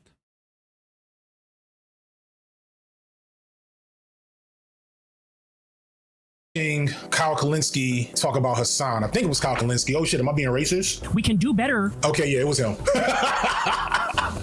No shade. I do be getting, them mixed up sometimes. And he said something that I wanted to speak on. Do Ezra Klein and Kyle Kalinske look alike? Okay, yeah, they're from the same template. No shade to Kyle. No shade to Kyle. I don't fucks with Ezra Klein. Low key. I don't think they look anything alike, to be honest. I guess in the sense that they have punchable faces, right? But would I think that if I didn't know their positions? I'm not quite sure. I mean, probably yes. But one's like a douche bro, punchable face, and the other is like a smug, know-it-all face that you want to use as a target practice. Punching bag, I should say. The shit he did with Ta-Nehisi, just I'm off him forever until further notice. I know you don't want to talk historically, but gotta love it, gotta love it. And acting like if Ta-Nehisi Coates wasn't in on that. I mean, they literally broke kayfabe and said we were texting behind the scenes before this. Come on. Before you even published the article criticizing Ezra Klein, they had a private conversation about that. But okay. It's like the same way, I look like I work at GameStop. There's a progressive white guy aesthetic formula. Anyway. I never thought of that. Never given FD that much thought to, but it makes perfect sense. It makes absolute sense.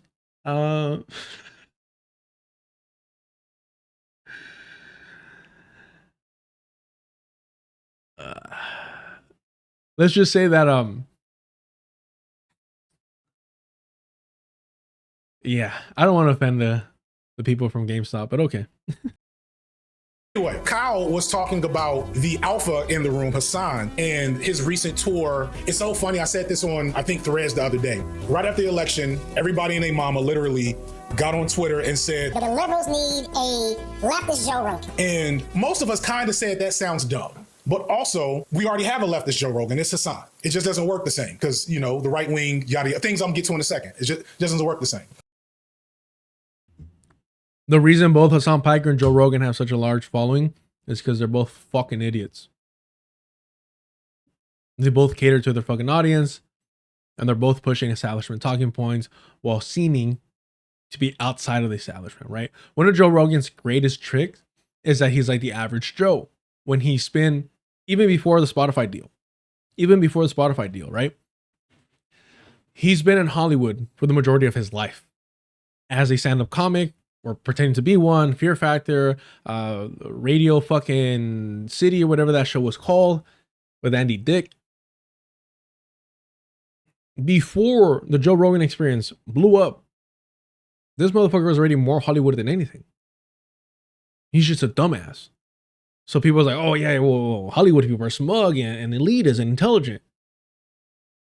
Or pretend to be intelligent, right? This fucking meathead obviously is in Hollywood. And so they believe that shit. Very same thing with, very similar to Hassan Piker. Oh, of course, he's a socialist communist. Of course he's not a Democratic sheepdog, Democratic spokesperson. Of course he isn't. Look how much he criticizes them, and look at all the buzzwords that he knows. And yet tells you and brags about being on the phone and in consistent contact with Democratic Party consultants and Democratic Party politicians. He'll smear third parties, and he'll call you an ultra if you say anything against voting for the Democratic Party. But okay. Again, it's all performative. Okay, chat. So, by the way, speaking of Joe Rogan, we just did a Joe Rogan. We recorded a Joe Rogan episode yesterday for the Reaction Podcast. So that's going to be coming up this week. This Saturday, we're going to be releasing the Joe Rogan podcast. And I specifically talk about the history of his political belief. And let me tell you, Joe Rogan, I think what we're really, when people say left-wing Joe Rogan, I don't know what the fuck they mean, right?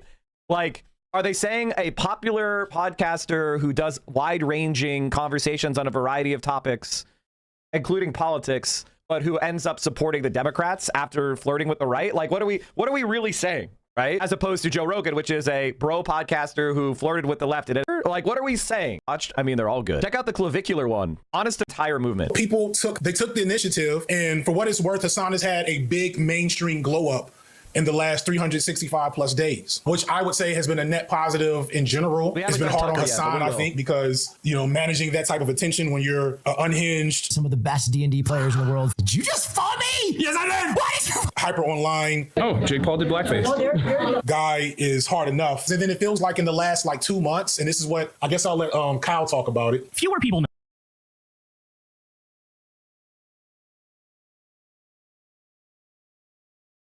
It's a net positive. The net positive to have more people being sheepdogged into the Democratic Party while they claim to be socialists. How the fuck is that a positive? How is the masses and those willing to be politically engaged being funneled back into the Democratic Party, being led to believe that it can be changed? Oh, it's not entryism. Well, advocating for entryism, just with different steps. How is that a net positive? How is it a net positive to get more people to vote for the Democratic Party? How is it a net positive? I mean, remember,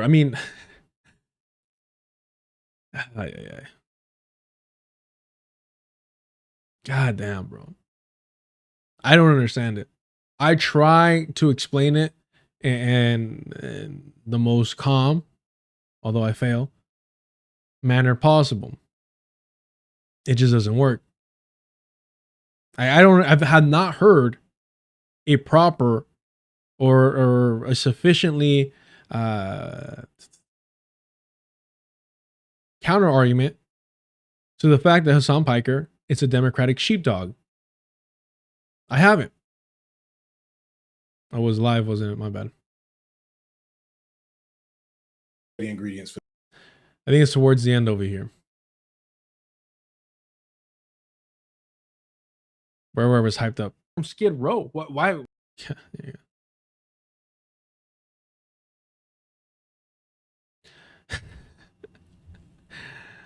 Of course I would do this now. I think it's fair to say that some of the founders of Israel had good intentions. That was the Vanguard. And Zach said, yeah. That was the Vanguard. Autumn Leaves supporting not one, but two Zionist propagandists. Won't defend their statements. But yeah. I like how deal and arrangement are code words for trying to say, I will continue to harass your channel. Yeah, I think that's fair. And I'm like, wow, like this is white supremacy. We just, again, don't recognize it as such, but it is. It's at the very least settler colonial mentality. And so when I look at individuals like Hassan Piker, who I think, we're seeing all these attacks by the Democratic Party on him. I think that's all kayfabe. I think that's all meant to make him like a villain to centrists and liberals, and to make him more of a martyr, of a hero to those the left of the Democratic Party, so that anyone to the left of Hassan is viewed as a joke, as an extremist, and anyone left of Hassan criticizing him is viewed as helping and aiding the centrists or the reactionaries, which are one and the same. So I feel like I'm losing my mind, bro. I'm not even lying to you, because I'm seeing this. I'm like what's going on, bro? Why would somebody who was invited to the DNC, who brags about, consistently being in conversation with Democratic Party consultants, why is he being somehow like praised as a leftist? Like, it doesn't make any sense. Like, we can't criticize him about owning a multi-million-dollar home, bro. How far are you from Skid Row? Why are you not doing a daily stream there, or at least a weekly stream there, when you have multi-millions? It's not about, oh, socialism isn't a poverty cult. It's about pray with your feet. Show the example to your tens of thousands of audience members that if you're going to claim to be on the left, a socialist, a communist, an anarchist, you do shit. Because I'm seeing people, working class people, between shifts, exhausted after work, showing up and feeding homeless people. I've seen that. Those are the people that I admire and that I look up to. And for whatever reason, I'm the only one that's angry enough or tapped into these people to call that shit out. So that was in my defense of why I'm a petty motherfucker, why I call these fuckers out. Manut, Bro, when I tell you guys, don't go and look, David knows this in the Discord. We talked about this like publicly. There's one thing to, you know, provide clips or, you know, pull up videos of the majority report, the Vanguard, the leftist mafia, you know, whoever, all these fucking white leftists. It's another thing to go into their chat, into their live stream, into their comments, right into their like Discords. If you're gonna do that, do it on your own accord, but not on my behalf, right? I don't want to encourage that parasocial shit, right? They're not talking shit to you, they're talking shit to me, right? Please separate yourself from that. I'm not saying you're doing it. I'm not saying you're doing it. I know it can be fun, right? I'm just saying don't become like them. Like, I don't want to have a community of people like the Autumn Leaves. I try very, very hard. And it's not just them. It's countless of people. I try very, very hard not to mock or diminish mental health, right? I think you've seen it more than enough times that I proactively try, and I don't put up with it.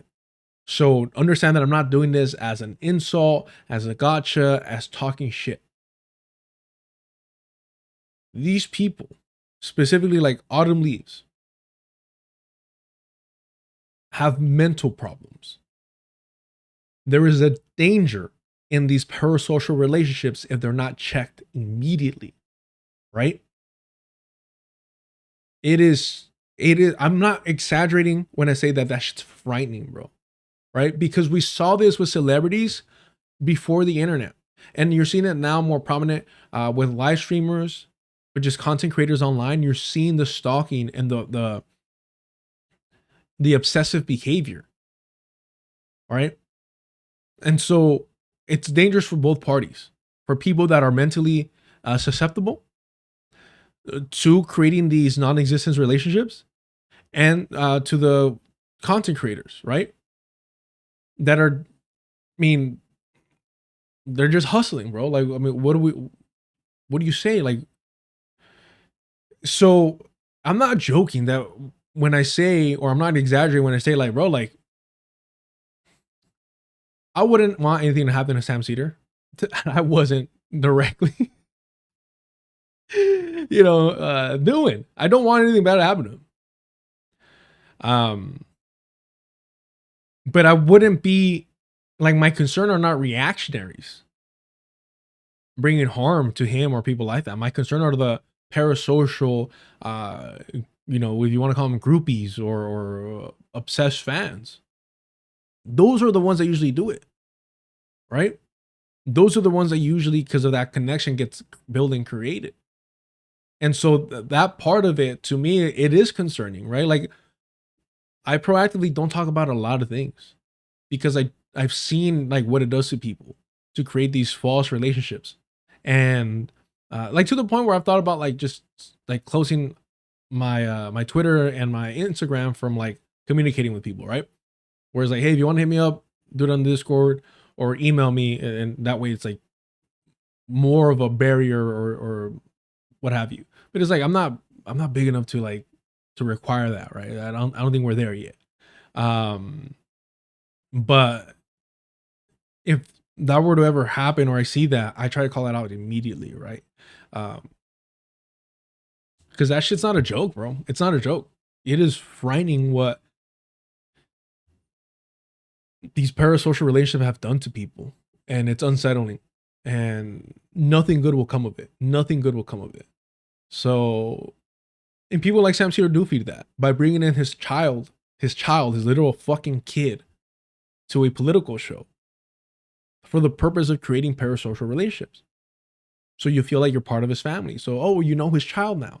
It's I don't like that type of shit, man. Like, can you at least not involve the children? Is that too much to ask for? So I hope I made myself clear.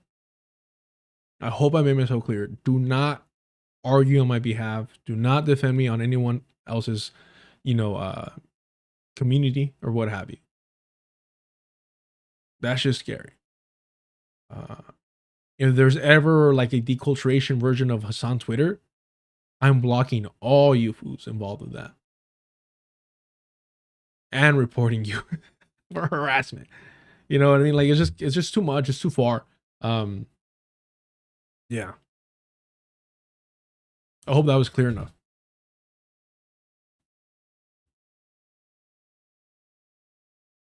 No, David, no. I mean, I call you or anyone out when I've noticed stuff that makes me uncomfortable, right? And does that even necessarily makes me uncomfortable that I can see a potential like problem occurring? But I'm also paranoid as fuck, bro. I'm paranoid as fuck, but I listen to John Trudell. Sometimes it pays to be paranoid.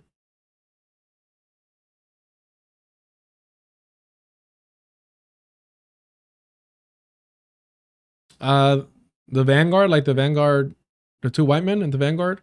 No, these are the most just uneducated people probably online. At least individuals like that are grotesque, like Destiny or Vosh.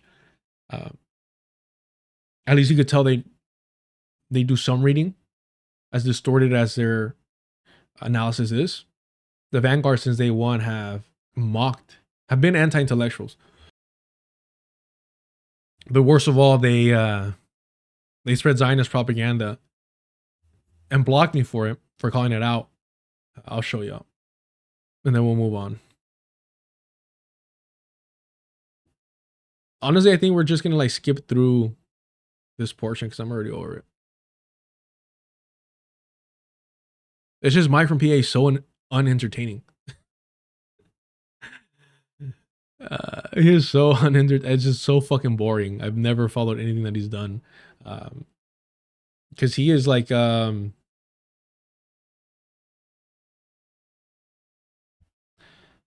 he's like the shit that stays stuck on your foot, you know, on your shoe, then when you step on shit, that you can't like spray off completely.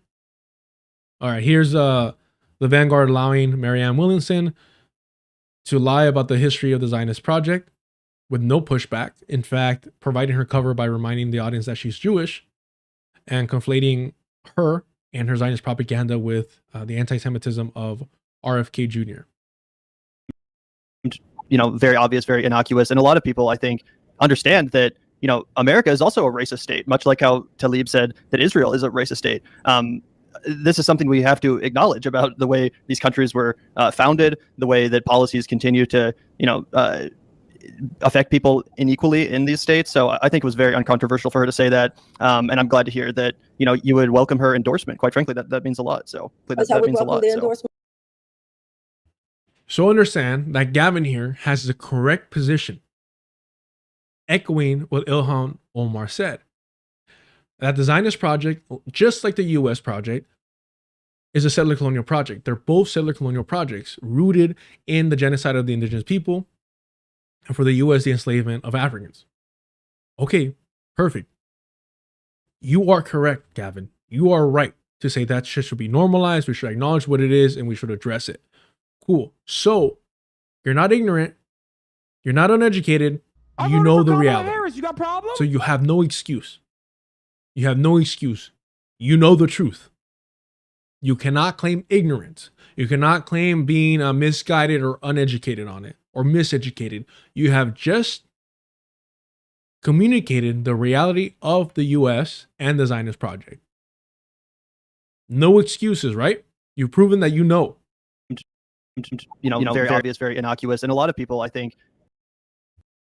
I don't know why he keeps doing the double play. It's Twitter. You know, very obvious, very innocuous. And a lot of people, I think, understand that, you know, America is also a racist state, much like how Talib said that Israel is a racist state. This is something we have to acknowledge about the way these countries were founded, the way that policies continue to, you know, affect people unequally in these states. So I think it was very uncontroversial for her to say that. And I'm glad to hear that, you know, you would welcome her endorsement. Quite frankly, that means a lot. So she's like, wait a minute. I would welcome the endorsement of any progressive who claims to be for the agenda that I put forth. By the way, I while I agree with everything that you just said about where Israel is today, I don't think that it's a comparison to the founding, because the people who founded Israel did not foresee what is happening there today and intended for this not to be. The people that founded Israel did not foresee this happening.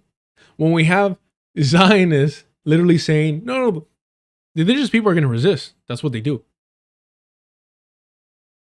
They did not intend for this to happen. Well, no, they intended to eradicate the indigenous population or completely push them off the land. They didn't think there was going to be a prolonged battle. They thought they were going to be able to kind of sweep them away quickly and efficiently. They thought they had enough time that they could still normalize colonization. Access Audio says, agreed, we should be reading instead of being parasocial. 100%. 100%. You know, very obvious, very innocuous. And a lot of people, I think, understand Israel, that, you know, America is also a racist state. You know, very obvious, very innocuous. And a lot of people, I think, understand that what the hell is going America on is with also this? a racist state. You know, very obvious, very innocuous. And a lot of people, I think, understand that.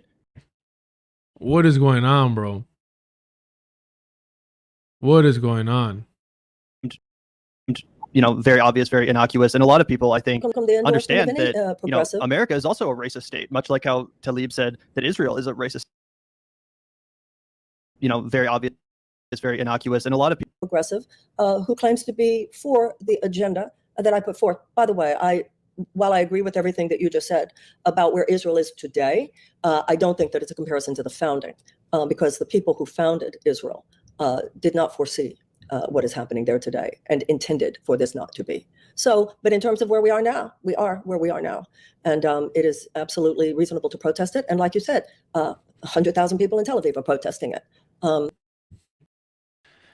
They're not protesting the existence of settler colonialism. They're protesting the way that it is being functioned, the way that it's being navigated, the way that it's being led. They're not protesting settler colonialism. They're concerned that the current leadership, at least at this time, this was a few years back, when she was doing her book tour, presidential run, they're concerned that the current leadership at the time was putting the settler colonization project at risk. That's what they were protesting for. And that's an important thing. I think one of the problems, to be honest, that has occurred over the last few decades is how the American left separated from the Israeli left, the Israeli Labor Party. That was, you know, there are many leftists in Israel who've, felt like yeah, you know, the leftists in the Zionist project that started the project, legitimized the project, normalized the project, committed atrocities that were ignored and downplayed. Yeah, if they were still in charge now, everyone would be ignoring the genocide completely. Just how they were decades ago.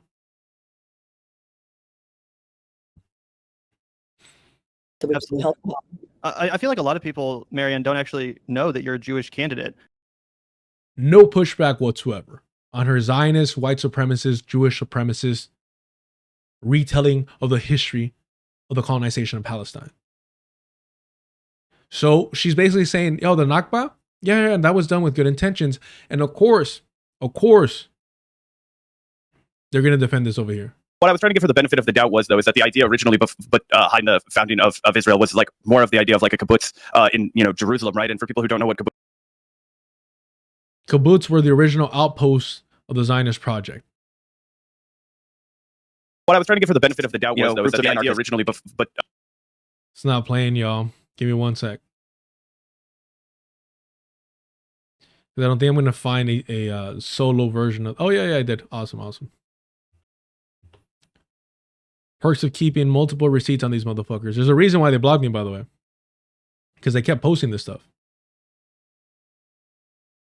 They never engaged with it. They saw it, and they couldn't defend it. So they blocked it, because I exposed their Zionist allegiance. I mean, I think it's fair to say that some of the people that founded Israel or some of the people that supported the original idea of Israel had good intentions, for sure. I think that's like definitely something that's fair to say. Now, whether or not the execution of the idea was in line with those values. Oh, it absolutely was not. Yeah. Colonizers were well-intentioned. Colonizers were well-intentioned. It's just the way they went about it. Ooh, it's a little problematic. A little problematic. Just a little tiny bit problematic. Yeah. I mean, I think it's fair to say that some of the people that founded Israel or some of the people that supported the original idea of Israel had good intentions, for sure. I think that's like definitely something that's fair to say. Now, whether or not good intentions for who? Their fellow colonizers or the Palestinian indigenous people? The execution of the idea was in line with those values. Oh, it absolutely was not. Yeah. Right. I mean, I think it's fair to say. And again, they blocked me over this stuff. The same way they blocked me from their chat. After this, because I called them out and said the kibbutz were the first steps into ethnic cleansing after he was glorifying them on behalf of Noam Chomsky, Epstein's good friend. So if I call Zach and Gavin white supremacists for spewing pro-settler colonial propaganda, am I exaggerating? Am I wrong? Of course not. It's just that this type of settler mentality is normalized. It's protected.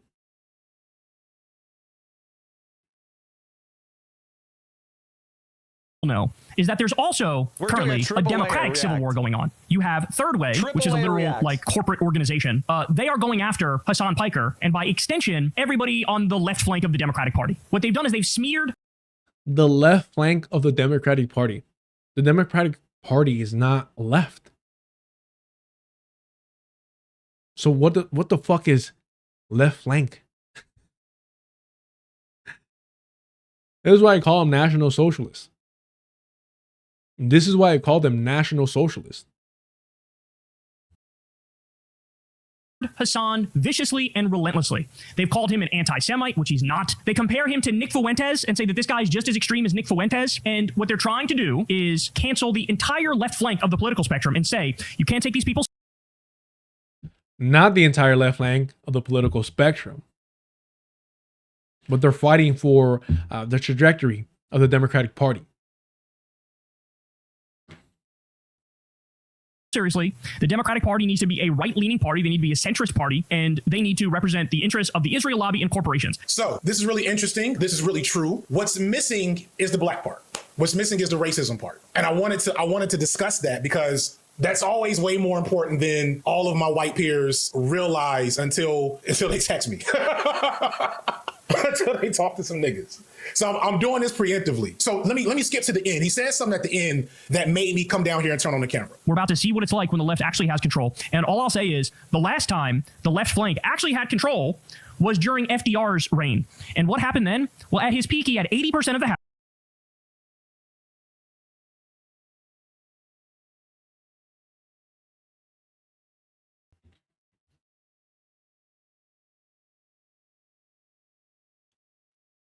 So these motherfuckers are doing everything they can to distance themselves from like Obama and Clinton and Jimmy Carter and these big Democratic figures.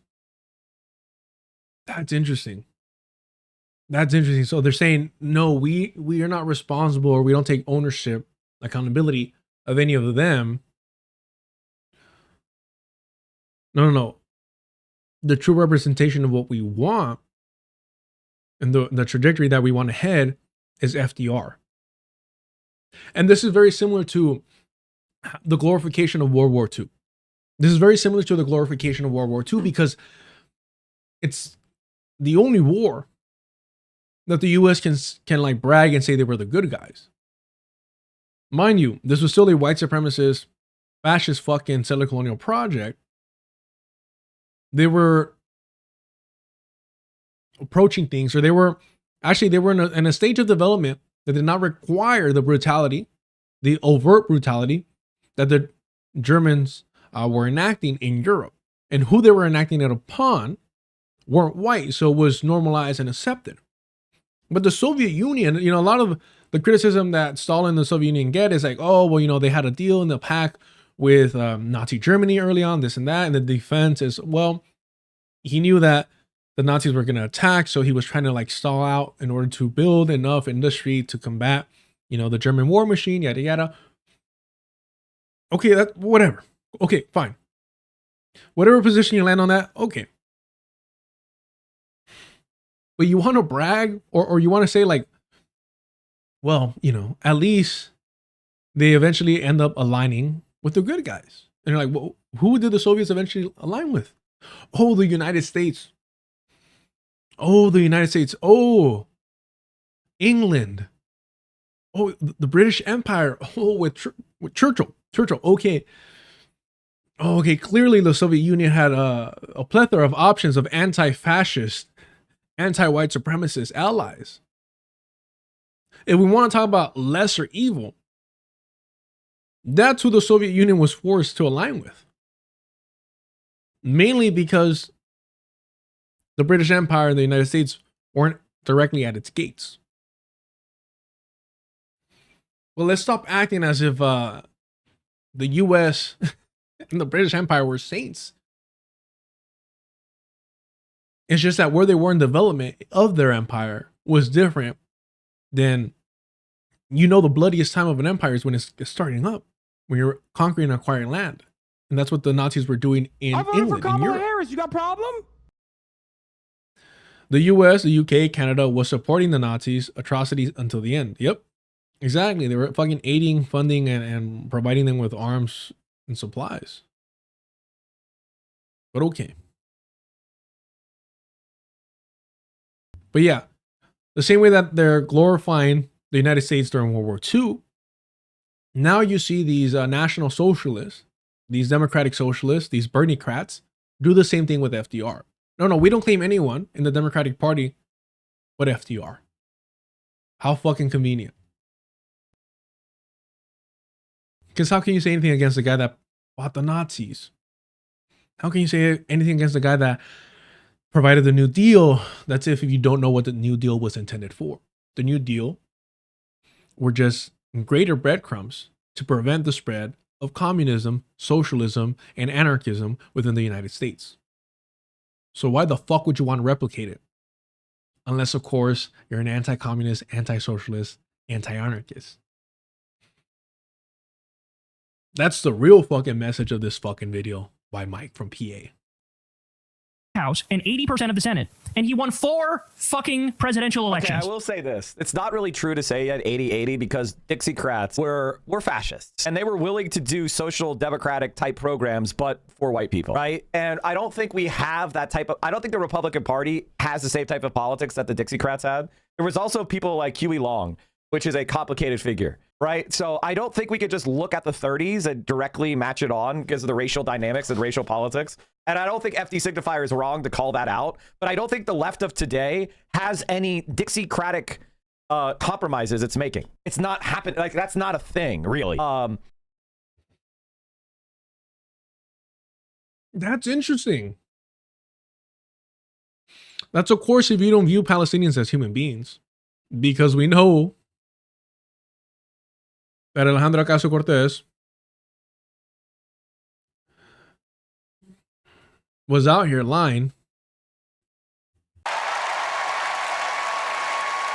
In Kamala Harris, I see a leader who... What about those compromises? What about those compromises?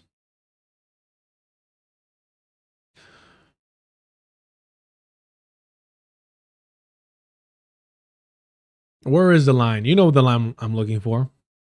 1 year ago.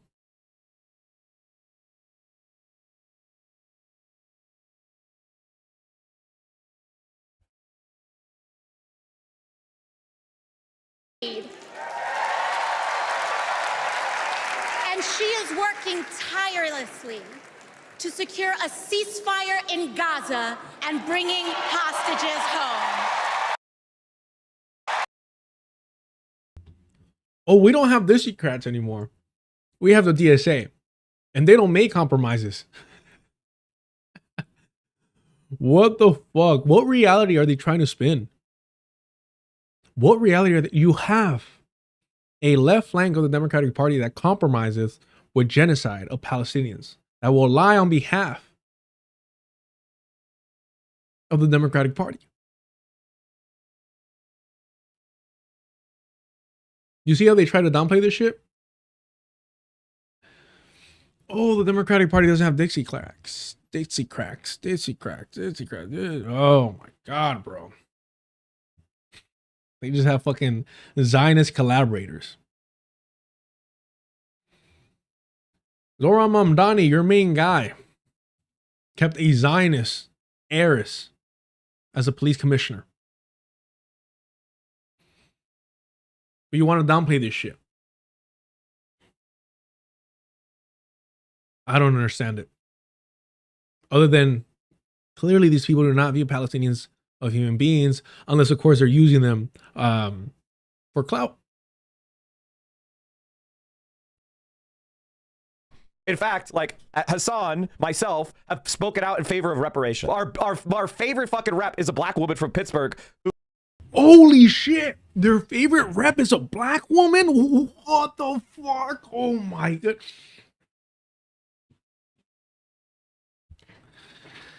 Actually, I have a black friend. Actually, of all people, black people are my favorite. Any other black folk want to engage in radical activist language in this fucking chat? Bro. God damn, bro. All black people are, to these white leftists, are tokens. All black people are to these white leftists are fucking tokens.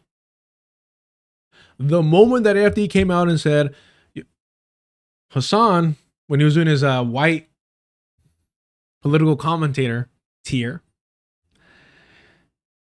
FD said, well, you know, I have to rate Hassan pretty high because there's a lot of things that he does behind the scenes that you guys are never going to hear about. You think that narcissist wouldn't be throwing around the shit that he does to your fucking face, to the face of his critics?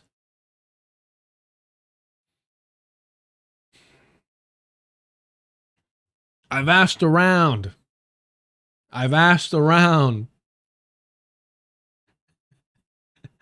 But all right, sure. Maybe he does it in another state. Maybe not in his own backyard. Sure. And his chat, his white cult, will quote FD at any criticism of Hassan not doing actual organizing and not being on the ground, unless it's for clout. But FD said that you will never know about all the great things Hassan is doing behind the closed doors. Sure. So are you saying FD is lying? No, I'm saying FD is believing a whole lot of fucking bullshit. Because Hassan Piker is a chronic fucking liar. We saw it, right? Where was it? What was the last shit that we saw where he lied like back and forth? Oh yeah, the Diddy party. We just went over this video. Again, I don't know who this channel is. I don't give a fuck who the channel is. But he just lies about everything. What? Hassan Piker put, I would love to hang in Diddy's Ciroc entourage and trickle down, bang anything thrown his way. Okay.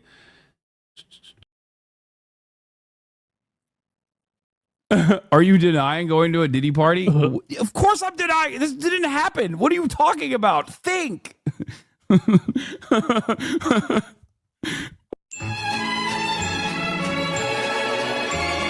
I walked into this like back like sphere Epcot looking thing in the back of like the house that P. Diddy was renting for his and was throwing after parties at Coachella, and they were playing like these crazy like.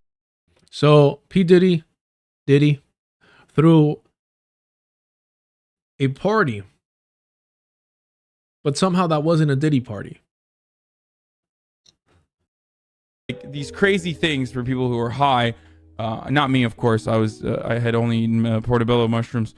And one of the images that they were playing was like this little girl, this like supposedly attractive, very young girl, like opening up a Christmas gift.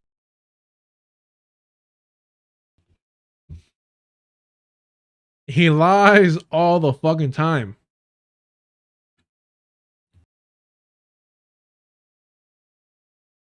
But unfortunately, the only people keeping track of all these lies are reactionaries, are Zionists.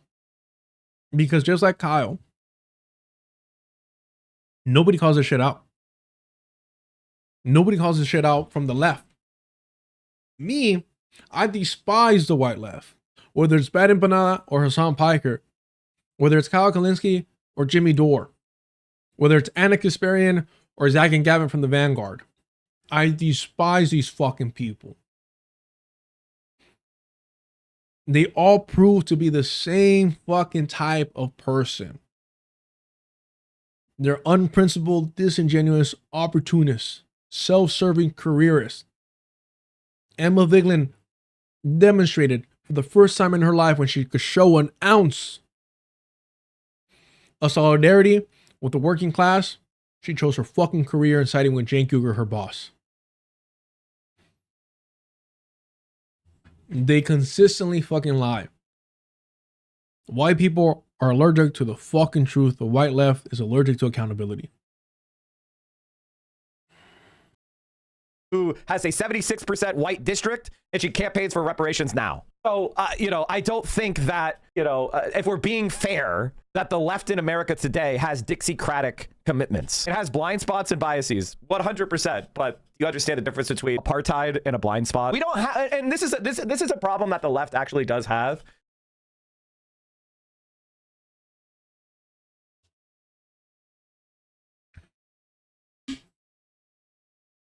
It gets confusing because these people like Mike from PA and Hassan Piker call themselves leftists.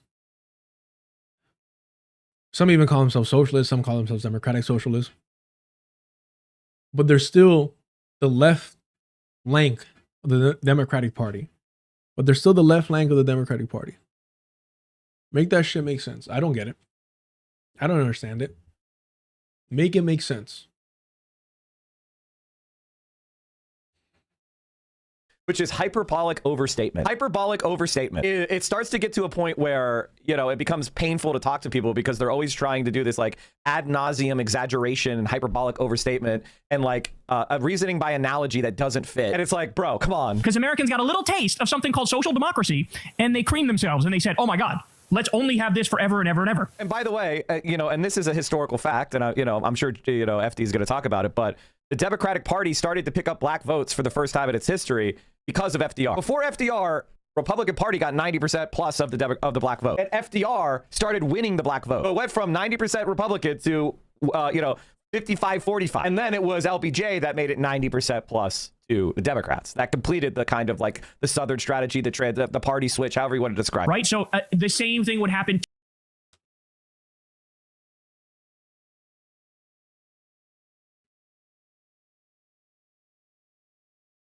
So the very same thing, because it's always fucking weird when they brag about this, not realizing that both FDR and LBJ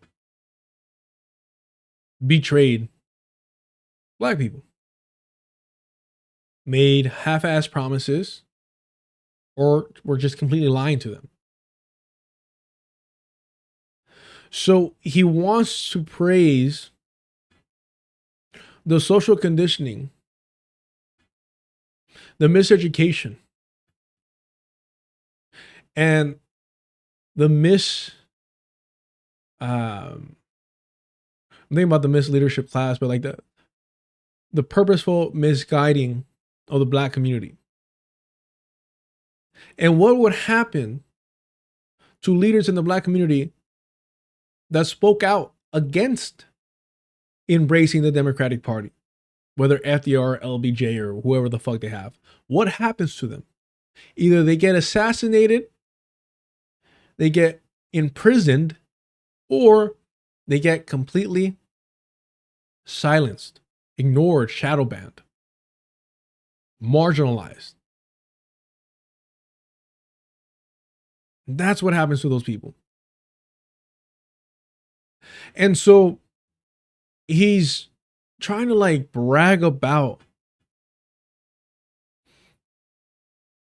He's trying to brag about this as if something like a victory, like it's something that should be replicated, instead of something that very obviously has proven to be a mistake. See, because, you know, broadly speaking, they always tell us, and the broadly is us, right? Just do things the right way. Just do things the right way. Go through the proper channels. And so the proper channels are, well, voting for the Democratic Party. It has been done and tried and tried. And there are crumbs here and there, and those crumbs are taken back, and those crumbs are fought for over again. And those crumbs are never safe. Even the crumbs are not safe. But they allow you to fight for them. What happens the moment that you demand liberation? What happens the moment that you demand liberation?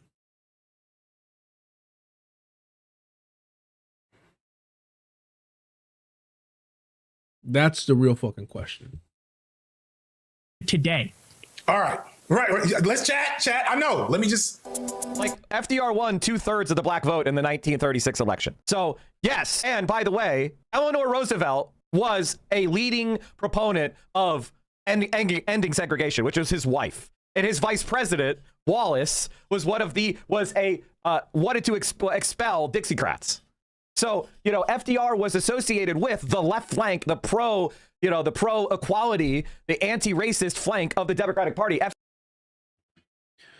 Do you think that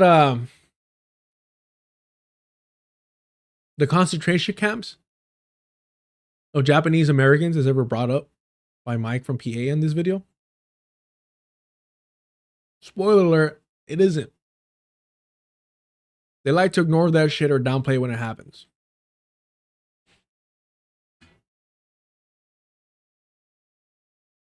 None of your business. And what happened to Wallace? Please enlighten us. FDR was aligned with them. Now, he wasn't far enough left on those issues, obviously, but he was pushing those issues, at least his closest allies. So, like you know, I mean, that's just. And you see how they try to be smooth with it? Well, he was pushing these issues. Well, at least his closest allies were.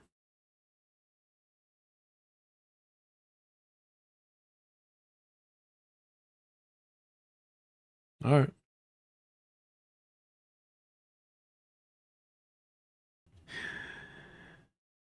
That's fucking hilarious. I don't know why the name Wallace didn't ring true. Yes.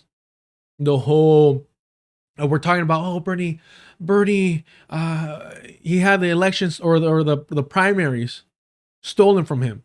Fucking Wallace. Of course, it was different back then. But they're like, yeah, Wallace isn't going to cut it. We want Truman.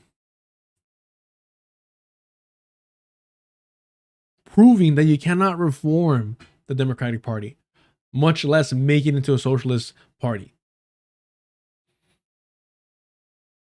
I remember now, thank you for reminding me. I remember seeing a documentary on Wallace, and I remember I was young when I saw it, and I was like, it's one of those rare moments where I'm like, damn, there's some good white people out there. What the fuck?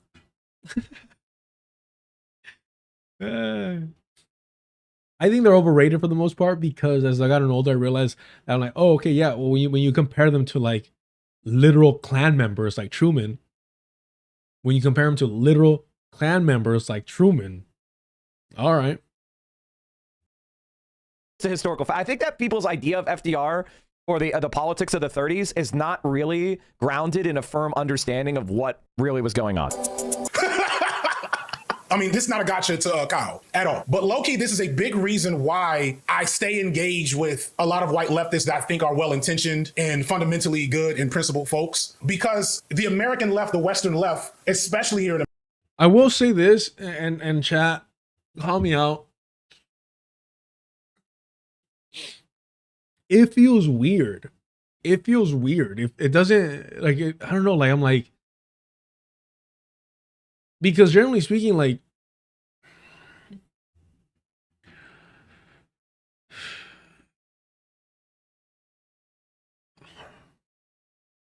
Black people have it worse in this country than brown people. And even the reason why I say generally is because of like certain histories in the Southwest, right? Where it was just brown and white people interacting, right? But it feels weird that I'm more distrustful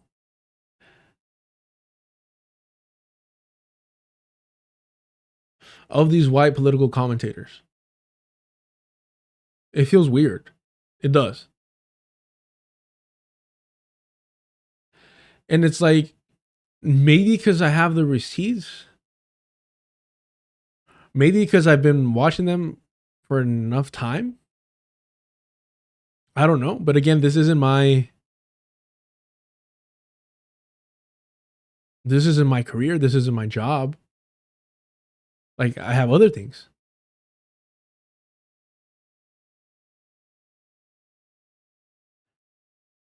So I guess, like, I don't feel that I've gone through. I don't know. It's always, I've always felt weird about this because I'm not trying to come out here like and be like,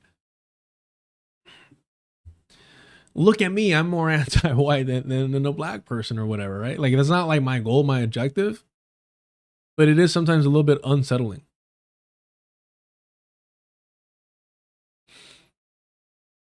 Of how somebody can be so gracious to them, who they have shown themselves to be anti-black, right? Because like what I'm saying is, sorry, let me be very clear. Kyle Kalinske, for primary example, because he's here. He's on screen. Kyle Kalinske has demonstrated himself to be an anti-black racist multiple times, right? I haven't seen him be like anti-brown or you know what I mean? And so you would think that I would have less of a reason to despise him and to not have trust for him and to not believe his bullshit. Have I explained myself? America has an immense blind spot for the fundamental power of white supremacy and racism in this country historically. I've been reading, shout out to, I can't remember the brother's name, but it's a book I mentioned on the... Which is completely and obviously true. And I would say that, like, that problem has actually created a severe intellectual whirlwind of liberalism, where we find ourselves caught into these liberal identity politics debates that end up trashing the ship of leftism on the rocks of reaction. And a lot of the people that are trying to like have these very important debates and conversations are then. And to be clear, because in the live chat over here, in the deculturation live chat, somebody asked about anti-whiteness. Like, I say it jokingly. I say it jokingly, and I've been called that before. Because they asked how to be more anti-white. Serious question, bro. We're not. It's not that we're actually anti-white. It's as these people, white leftists, have demonstrated themselves to be fucking opportunists, hypocrites, and bigots time and time again. So it's anti them. They just happen to all do it and fucking defend each other and protect each other and refuse to be critical of each other. So it just comes off as anti-white, fucking me spewing anti-whiteness, which is not what I'm doing. Maybe I am, brother. What are you gonna do about this America free speech? And weaponized in favor of white supremacy. Ironically, going after Bernie Sanders in 2016 was the white supremacist goal. And they... Do you see why this whole thing about, mind you, I've never once said that there's no such thing as Jewish supremacy. Never said that. But do you see why I'm like, hey, we need to recognize Zionism as a branch, as a byproduct of white supremacy. And yes, within Zionism, there is Jewish Zionism that is superseded by white supremacy, because within Zionist circles, within colonizers, right, they have a hierarchy of who is top Jew. And the European Ashkenazi ones are on top. And they have to put up with the brown and black Jews in order to occupy Palestinian land. But there's a hierarchy, there's an internal hierarchy that is predicated by white supremacy. The external one and how they react and respond to the rest of the world is Jewish supremacy. But if we do not talk about white supremacy being inherent within Zionism, the same way that Jewish supremacy is, then people like Mike from PA get to sidestep the fact that their hero, Bernie Sanders, is a white supremacist. People like Mike from PA get to ignore the fact that Bernie Sanders is a white supremacist, and they hardly talk about the fact that he's a Zionist, which makes him a Jewish supremacist. And the reason why that's such a big issue is because, one, he's in the US government. This is not a Israeli, right, politician. And so his Zionism, which is white supremacist and Jewish supremacist, gets downplayed because, well, you know, he's a liberal Zionist, so it's fine. It's fine.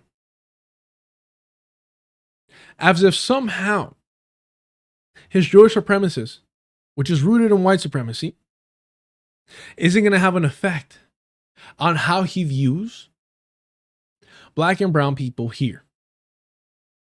That is absolutely fucking delusional that he solely saves his white and Jewish supremacy when he makes decisions about the Zionist project and his relationship as a US politician with them.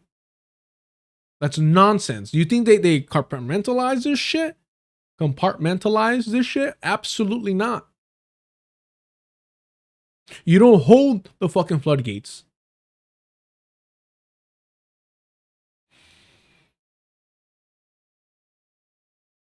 That's why I said Alejandra Ocasio-Cortez can call Bernie Sanders her tío and there's no fucking issue, because Zionism isn't viewed for the threat that it is, as a white supremacist ideology that, of course, is Jewish supremacist if you are Jewish.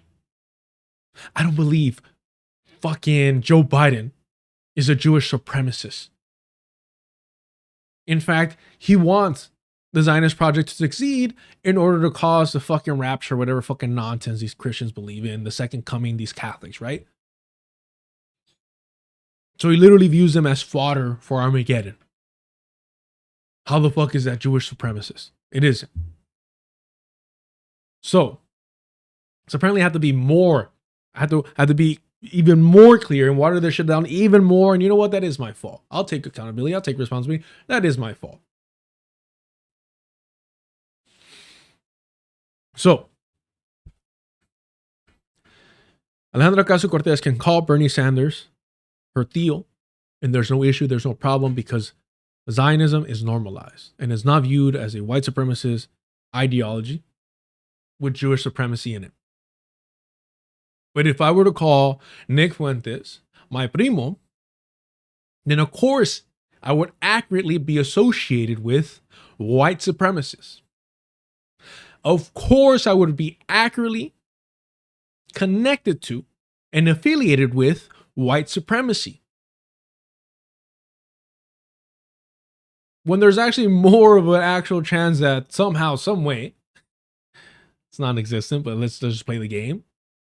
Well, actually, no, it wasn't. Ooh, shit. Okay, wait. Because I know she's Boricua, but I know there's Alejandra Ocasio-Cortez has actually bragged about her Jewish ancestry. Not to get all fucking anti-Semitic up in here, but she's talked about it.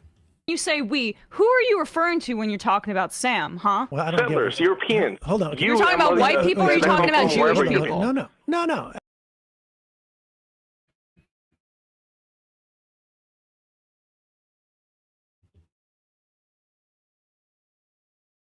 And one of the things that we discovered about ourselves is that a very, very long time ago, generations and generations ago, my family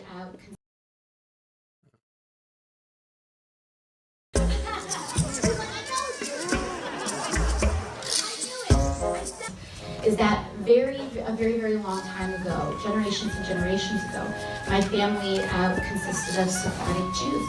You know, the story goes is during the Spanish Inquisition, so many people were forced to convert on the exterior to Catholicism, but on the interior continued to practice their faith, continued to be who they were, even though they were pressured to not be that on the outside world.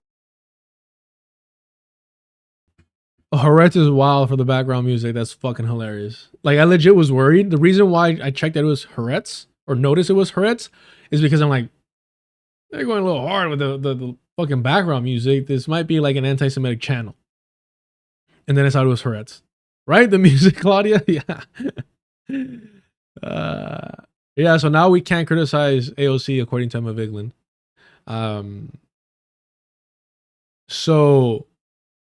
Because I was going to say, there's more of a likelihood, a non-zero possibility that me and Nick Fuentes might somehow be related or not. That'd be like saying me and Canelo are related. Just there, it isn't. But let's just say that. That was my first, I was going to say that. And then I stopped and remember this. And I'm like, no, there actually might be a chance that Bernie and AOC are related somehow.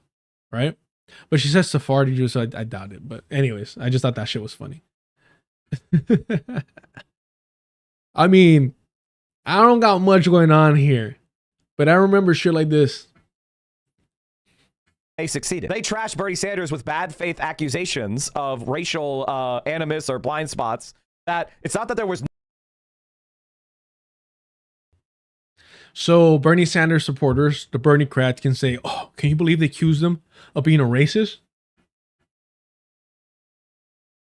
Yeah, because he's a Zionist.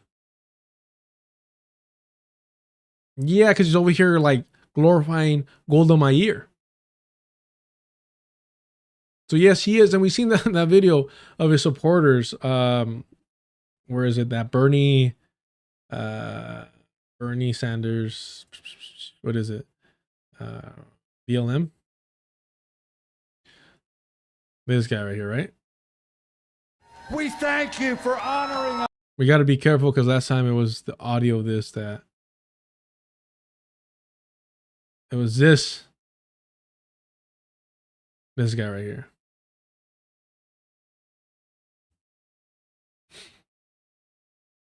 So we know that Bernie's a racist because he's a Zionist. So he's a white supremacist and a Jewish supremacist. Okay.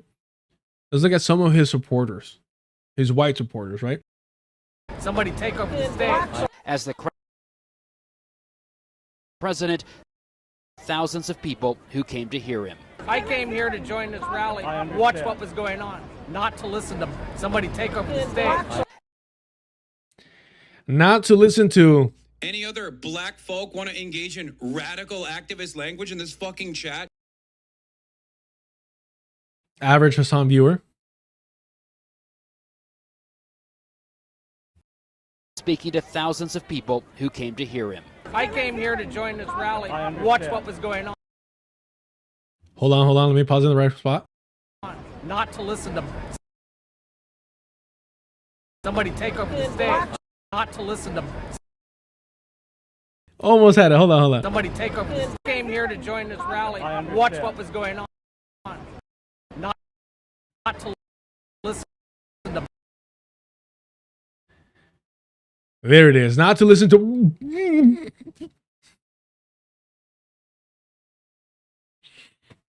Black. To people. Any other black folk want to engage in radical activist language in this fucking chat? You see the way they say it, bro. The dog whistles are there. The red flags are there. Well, the white flags are there, I should say. The white hoods. Forget the red flags. The white hoods are there. Came to hear him. I came here to join this rally and watch what was going on, not to listen to somebody take over the stage. Was the Bernie, the Bernie, the bronies for Bernie. There we go. Not to lend too much credence to the Bernie Bros narrative that the Hillary Clinton campaign was pushing, both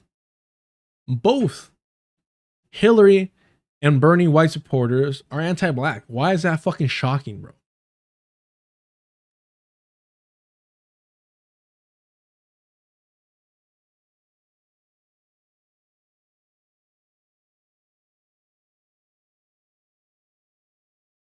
Yeah. Okay, Mike. No accusations of racial animus or blind spots.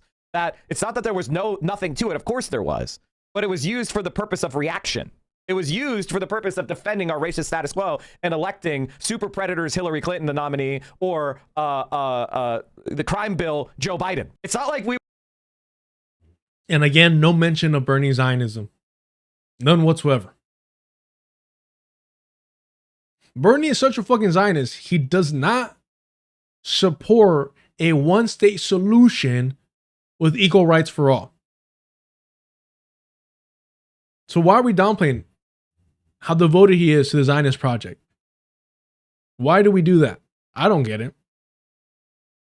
I definitely don't fucking do it.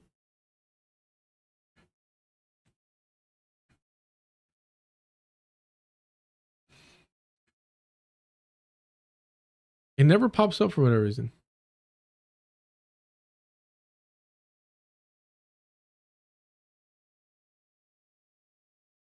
Yeah, it never pops up.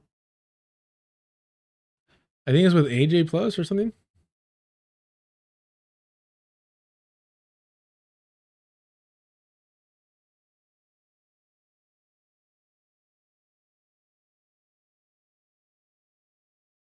Ba, ba, ba, ba, ba.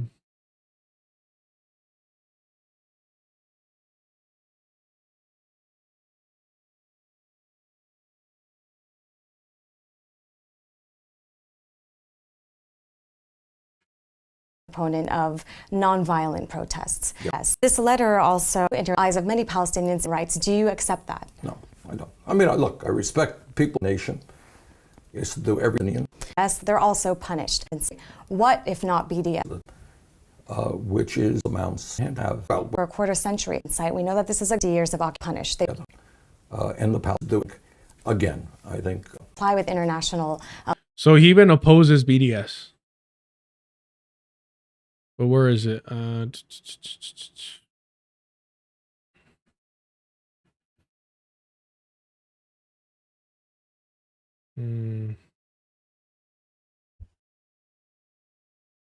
on now.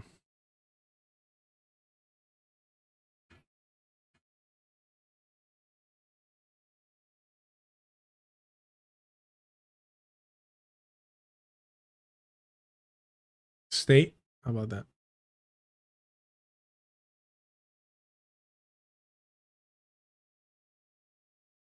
At the same time, polls among Palestinians in the occupied West Bank and Gaza are showing that they're increasingly in favor of a one-state solution with equal rights for Israelis and Palestinians alike and equal citizenship. Is that something you believe could happen, or is that something you... Again, this is a very liberal Zionist position to take, by the way. Rights for Israelis and Palestinians alike and equal citizenship. Is that something you believe could happen, or is that something you support? No, I don't. I mean, I think if that happens, then that would be the end of the state of Israel. And I support Israel's right to exist. Do you think a two-state solution is still viable? Yes, I think if there is the political will to make it happen, and if he says, I don't want Palestinians to have equal rights with Zionist colonizers. Bro, what the fuck is up with these white political commentators? Because Hassan does this too. I mean, honestly, Mike from PA might just do this because Hassan does it. That's how much of a pathetic fucking parasite he is. Why do they bite their nails? You're grown-ass adults, bro. And with how fucking unclean and unsanitary this motherfucker must be, the last thing you want to be doing is biting your nails, bro. God damn. Fucking gross. We were, you know, it's not like the criticisms of Bernie Sanders' movement was being done in favor of a greater, more liberatory movement. No, it was being done in bad faith. to destroy the left, which was more racially aware and focused in favor of who? The reactionaries. So listen, I'm all. You are the reactionaries, bro. You call yourself the left flank.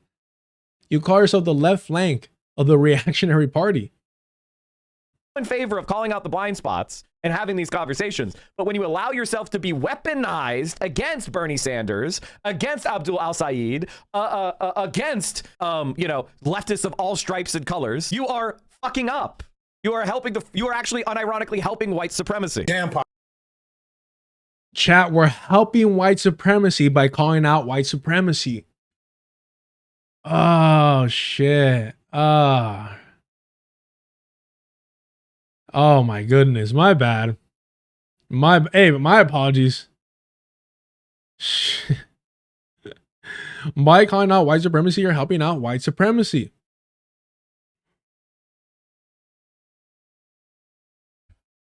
Perfect fucking sense.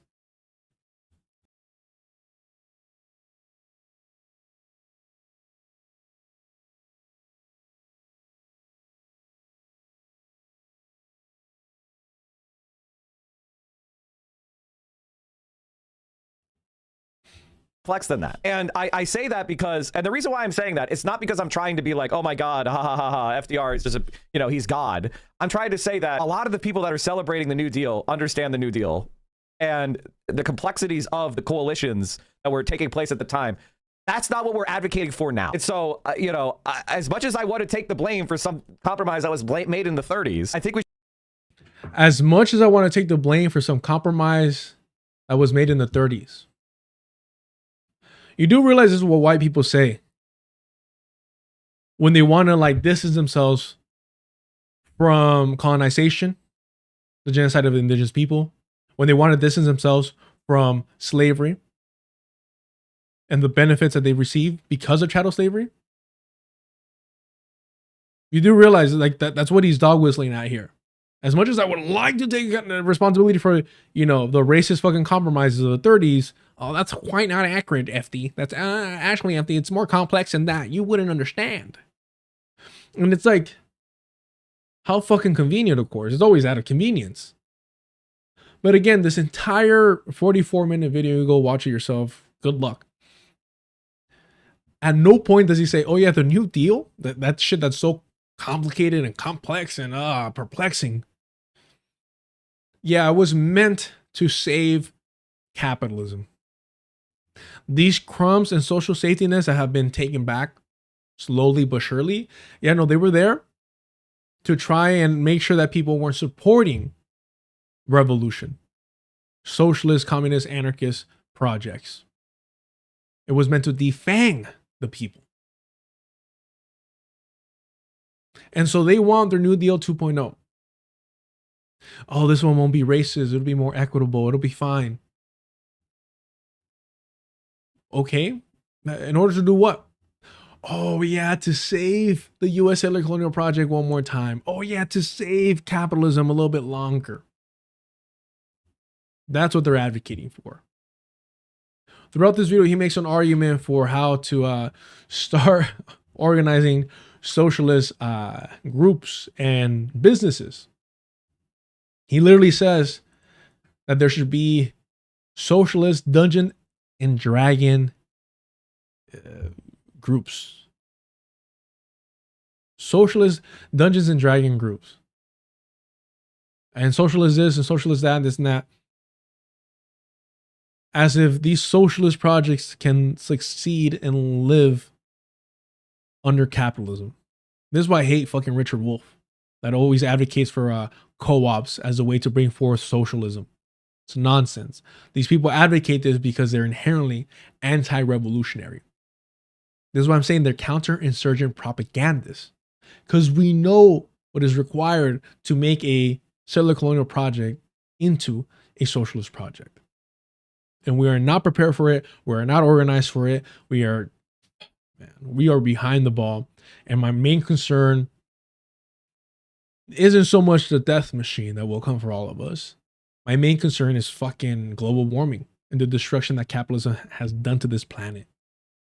We are up against the clock and we need to get our head out of our asses. And part of that is to know and recognize our enemies. Hassan Piker, Mike from PA, Kyle K.K. Kalinske. These are our enemies. The people telling us to vote for the Democratic Party. The people telling us to join the DSA in order to save the Democratic Party. The people calling for a new deal. No. This new deal is gonna work. No, the last new deal, no, that one wasn't enough, but this new deal will. And we're gonna get the Democratic Party to push it forward again. So that if the human race exists for another 100 years, whatever crumbs we get from the new deal, we'll have to fight for all over again. Fucking annoying. We should also be discussing about the political realities as they are now. And I feel like this conversation is off the rails. And after black folks started being like, shit, and tearing shit up in the South and across the country, after it became clear that two Americas couldn't really exist, they started saying, okay, let's give a little bit of this, let's give a little bit of that. And once that started to happen, the popularity of these social programs plummeted. I talked about it. Okay, and this is where I just completely disagree with FD Signifier. The most popular programs in America are Medicare and Social Security, and they are universal programs, and they are extremely popular. Universality is popular. It is means testing that's unpopular. If a program is perceived to be received by the poor, that becomes a program that's being received by people of color, right? That's how it becomes perceived. And then Republicans and white conservative Democrats work to cut the program. Because it's means tested, they racialize it in order to destroy it. Universal programs cannot be racialized as easily. That is part of our political economy that we're arguing for. So, like, we need to protect white feelings. We need to protect white people's feelings. All right, bro. You know, things like TANF, they were racialized because they were means tested. So therefore, they were able to attack them. Food stamps, they're racialized. But food stamps are popular. Food stamps are a popular program, even through the attempts to racialize them. Why? Because a lot of white people get that shit. A lot of white people, or the majority of people on food stamps, are white. There's another part here that I want to cover before we're done with this, though. Does he say agriculture? Is that what he says?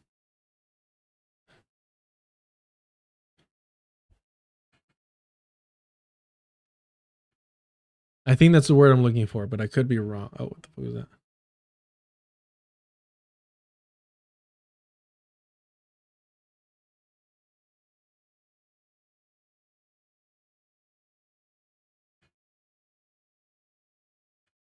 Hired. Now, things like Social Security is more complicated. Social Security is not racially biased. However, it is biased. It has colorblind racism because it says certain jobs like domestic jobs and agricultural jobs are not included in Social Security, which I think at the time was something like half of black workers were in those fields.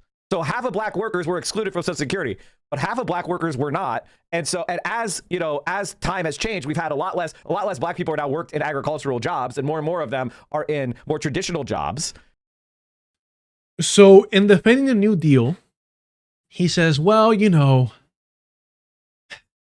agriculture wasn't included, and it just so happens to be that half of black people just happen to be in that field of work. And now this isn't racist. This is actually just colorblind. This is colorblind. It just so happens that, you know, it was racism indirectly. But don't worry, the solution was that black people started getting other jobs outside of the agriculture field. Do you think that the people that came up with excluding agriculture weren't aware of the fact that it was going to exclude 50% of black workers? Do you think that was just a fucking coincidence? Oh shit, would you look at that?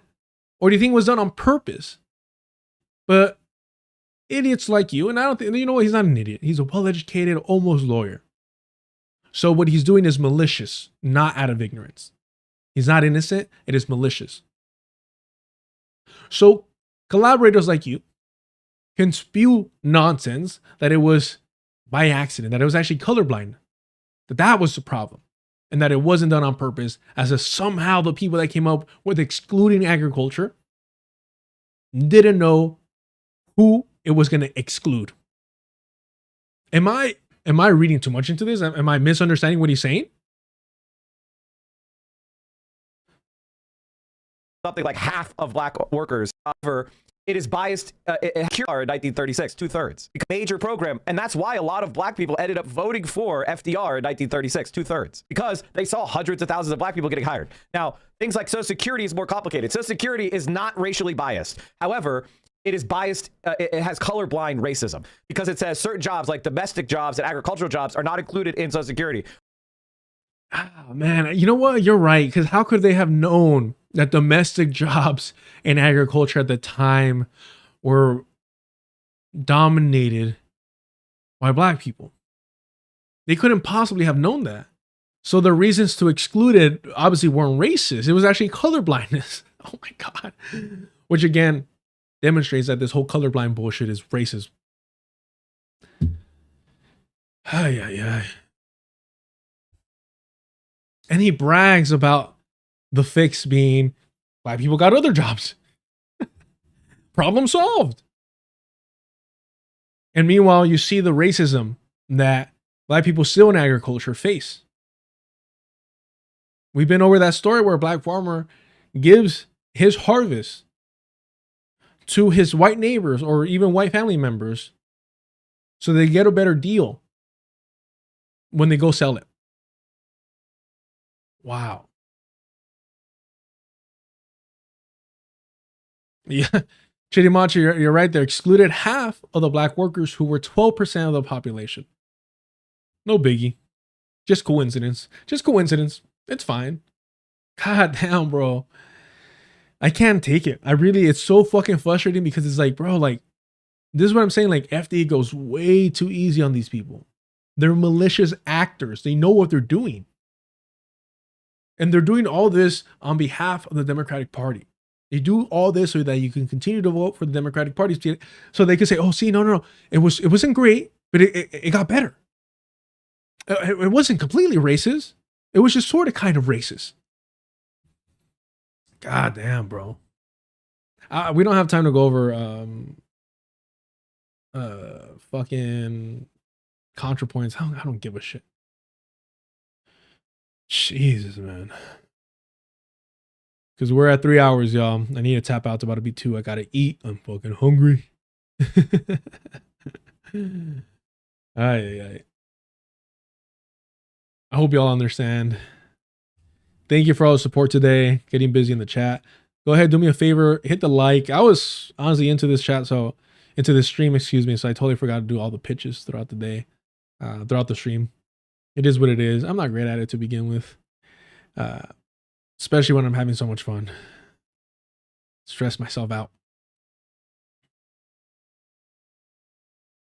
All right, we're at 3 hours. I'm trying to be better at not going too long. I hope that you can appreciate and understand that. I need to work on the edited videos. I really do. All right. If you can, join the Patreon. Help out. I appreciate it. I appreciate the super chats, super stickers, and the gifted subs. Thank you so much. Join the Discord. $2 gets you access to the Discord. It's a good time there. It's fun. A lot of great sources. Shout out to the people always dropping articles and book suggestions and videos to watch. All right. Remember what Glenn Ford said, organize with eyes wide open. The Beast by John Trudell. In a wisp of smoke down on the corner, there was this cat named Fortunately, talking at me from voices in his head, yelling about what storyteller said. You gotta be careful here, child. There's a beast in the promised land. There's madness you don't understand. The beast is crazy and running wild. Little boy, man, little girl, woman, no big deal, nothing personal. Your mind's another meal. Savoring the rush of you like heady wine, feeding is what the beast is meant to do. Strange are those walls built to hide, stranger to look and learn not to see.